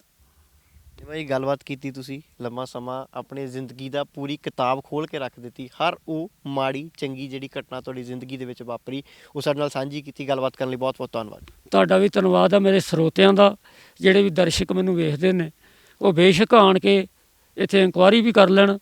ਕਈਆਂ ਕੀਤੀ ਵੀ ਹੈ ਕੋਸ਼ਿਸ਼। ਜੋ ਕੁਝ ਮੈਂ ਬੋਲਿਆ ਮੈਂ ਸੱਚ ਬੋਲਿਆ, ਮੇਰੇ ਹੱਡਾਂ ਨਾਲ ਇਹ ਜਿਹੜਾ ਇਹ ਹੰਡਾਇਆ ਹੋਇਆ ਸੱਚ ਆ, ਇਹ ਮੈਂ ਬੋਲਿਆ। ਮੈਂ ਤੁਹਾਡਾ ਬਹੁਤ ਬਹੁਤ ਧੰਨਵਾਦ ਕਰਦਾ ਵੀ ਤੁਸੀਂ ਮੇਰੇ ਕੋਲ ਆਏ ਹੋ ਔਰ ਮੇਰੇ ਵਿਚਾਰਾਂ ਨੂੰ ਜਿਹੜਾ ਤੁਸੀਂ ਇਹਦੇ ਵਿੱਚ ਕੈਮਰੇ 'ਚ ਕੈਦ ਕੀਤਾ। ਤਾਂ ਇਹ ਸਨ ਲੇਖਕ ਤੇ ਉਹ ਮੁਹੱਬਤ ਕਰਨ ਵਾਲਾ ਇਨਸਾਨ ਨਿਰਮਲ ਸਿੰਘ ਨਿੰਮਾ ਲੰਗਾ, ਜਿਸ ਨੇ ਸਾਰੀ ਜ਼ਿੰਦਗੀ ਸਾਹਿਤ ਤੇ ਆਪਣੇ ਪਿਆਰ ਦੀ ਖਾਤਰ ਤਸੀਹੇ ਝੱਲ ਕੇ ਕੱਟੀ। ਪਾਕਿਸਤਾਨ ਦਾ ਕਈ ਵਾਰ ਬਾਰਡਰ ਆਪਣੀ ਪ੍ਰੇਮਿਕਾ ਨੂੰ ਮਿਲਣ ਦੇ ਲਈ ਟੱਪਿਆ। ਨਾ ਉਸ ਨੂੰ ਮੌਤ ਦਾ ਡਰ ਸੀ, ਨਾ ਉਸ ਨੂੰ ਕਿਸੇ ਪੁਲਿਸ ਦਾ, ਨਾ ISI ਦਾ, ਨਾ ਕਿਸੇ ਪਾਸੇ ਦੀ ਕਿਸੇ ਵੀ ਏਜੰਸੀ ਦਾ, ਪਰ ਉਸਨੇ ਸਿਰਫ ਦਿਲ ਦੇ ਵਿੱਚ ਵਸਾਇਆ ਸੀ ਮੁਹੱਬਤ ਪਿਆਰ ਆਪਣੀ ਪ੍ਰੇਮਿਕਾ ਦੇ ਲਈ। ਕਈ ਵਾਰ ਬਾਰਡਰ ਪਾਰ ਕੀਤਾ, ਬਲੈਕੀਆਂ ਦੇ ਨਾਲ ਵੀ ਰਹੇ, ਪਰ ਕਹਿੰਦੇ ਮੈਂ ਅੱਜ ਵੀ ਕਸਮ ਖਾਣਾ ਹੈ ਵੀ ਮੈਂ ਇੱਕ ਸੂਈ ਜਿੰਨਾ ਸਮਾਨ ਵੀ ਭਾਰਤ ਵਾਲੇ ਪਾਸਿਓਂ ਨਾ ਤਾਂ ਪਾਕਿਸਤਾਨ ਲੈ ਕੇ ਗਿਆ ਤੇ ਨਾ ਹੀ ਪਾਕਿਸਤਾਨ ਵਾਲੇ ਪਾਸਿਓਂ ਪੰਜਾਬ ਲੈ ਕੇ ਆਇਆ, ਭਾਰਤ ਦੇ ਪੰਜਾਬ ਲੈ ਕੇ ਆਇਆ। ਜੇ ਲੈ ਕੇ ਆਇਆ ਤਾਂ ਉੱਥੋਂ ਪਿਆਰ ਲੈ ਕੇ ਆਇਆ ਤੇ ਇੱਧਰੋਂ ਪਿਆਰ ਸੀਮਾ ਦੇ ਲਈ ਲੈ ਕੇ ਜਾਂਦਾ ਸੀ। ਫਿਲਹਾਲ ਤੁਹਾਨੂੰ ਇਹ ਰਿਪੋਰਟ ਕਿੱਦਾਂ ਦੀ ਲੱਗੀ ਤੁਸੀਂ ਆਪਣੇ ਕਮੈਂਟ ਬਾਕਸ ਵਿੱਚ ਸਾਨੂੰ ਜ਼ਰੂਰ ਸਾਡੇ ਨਾਲ ਸਾਂਝੀ ਕਰੋ। ਕੈਮਰਾਮੈਨ ਵਰਿੰਦਰ ਮਹਿਰਾ ਦੇ ਨਾਲ ਸੁਖਵਿੰਦਰ ਸਿੰਘ, ਹਮਦਰਦ TV, ਪਿੰਡ ਲੰਗਾ, ਜ਼ਿਲ੍ਹਾ ਗੁਰਦਾਸਪੁਰ।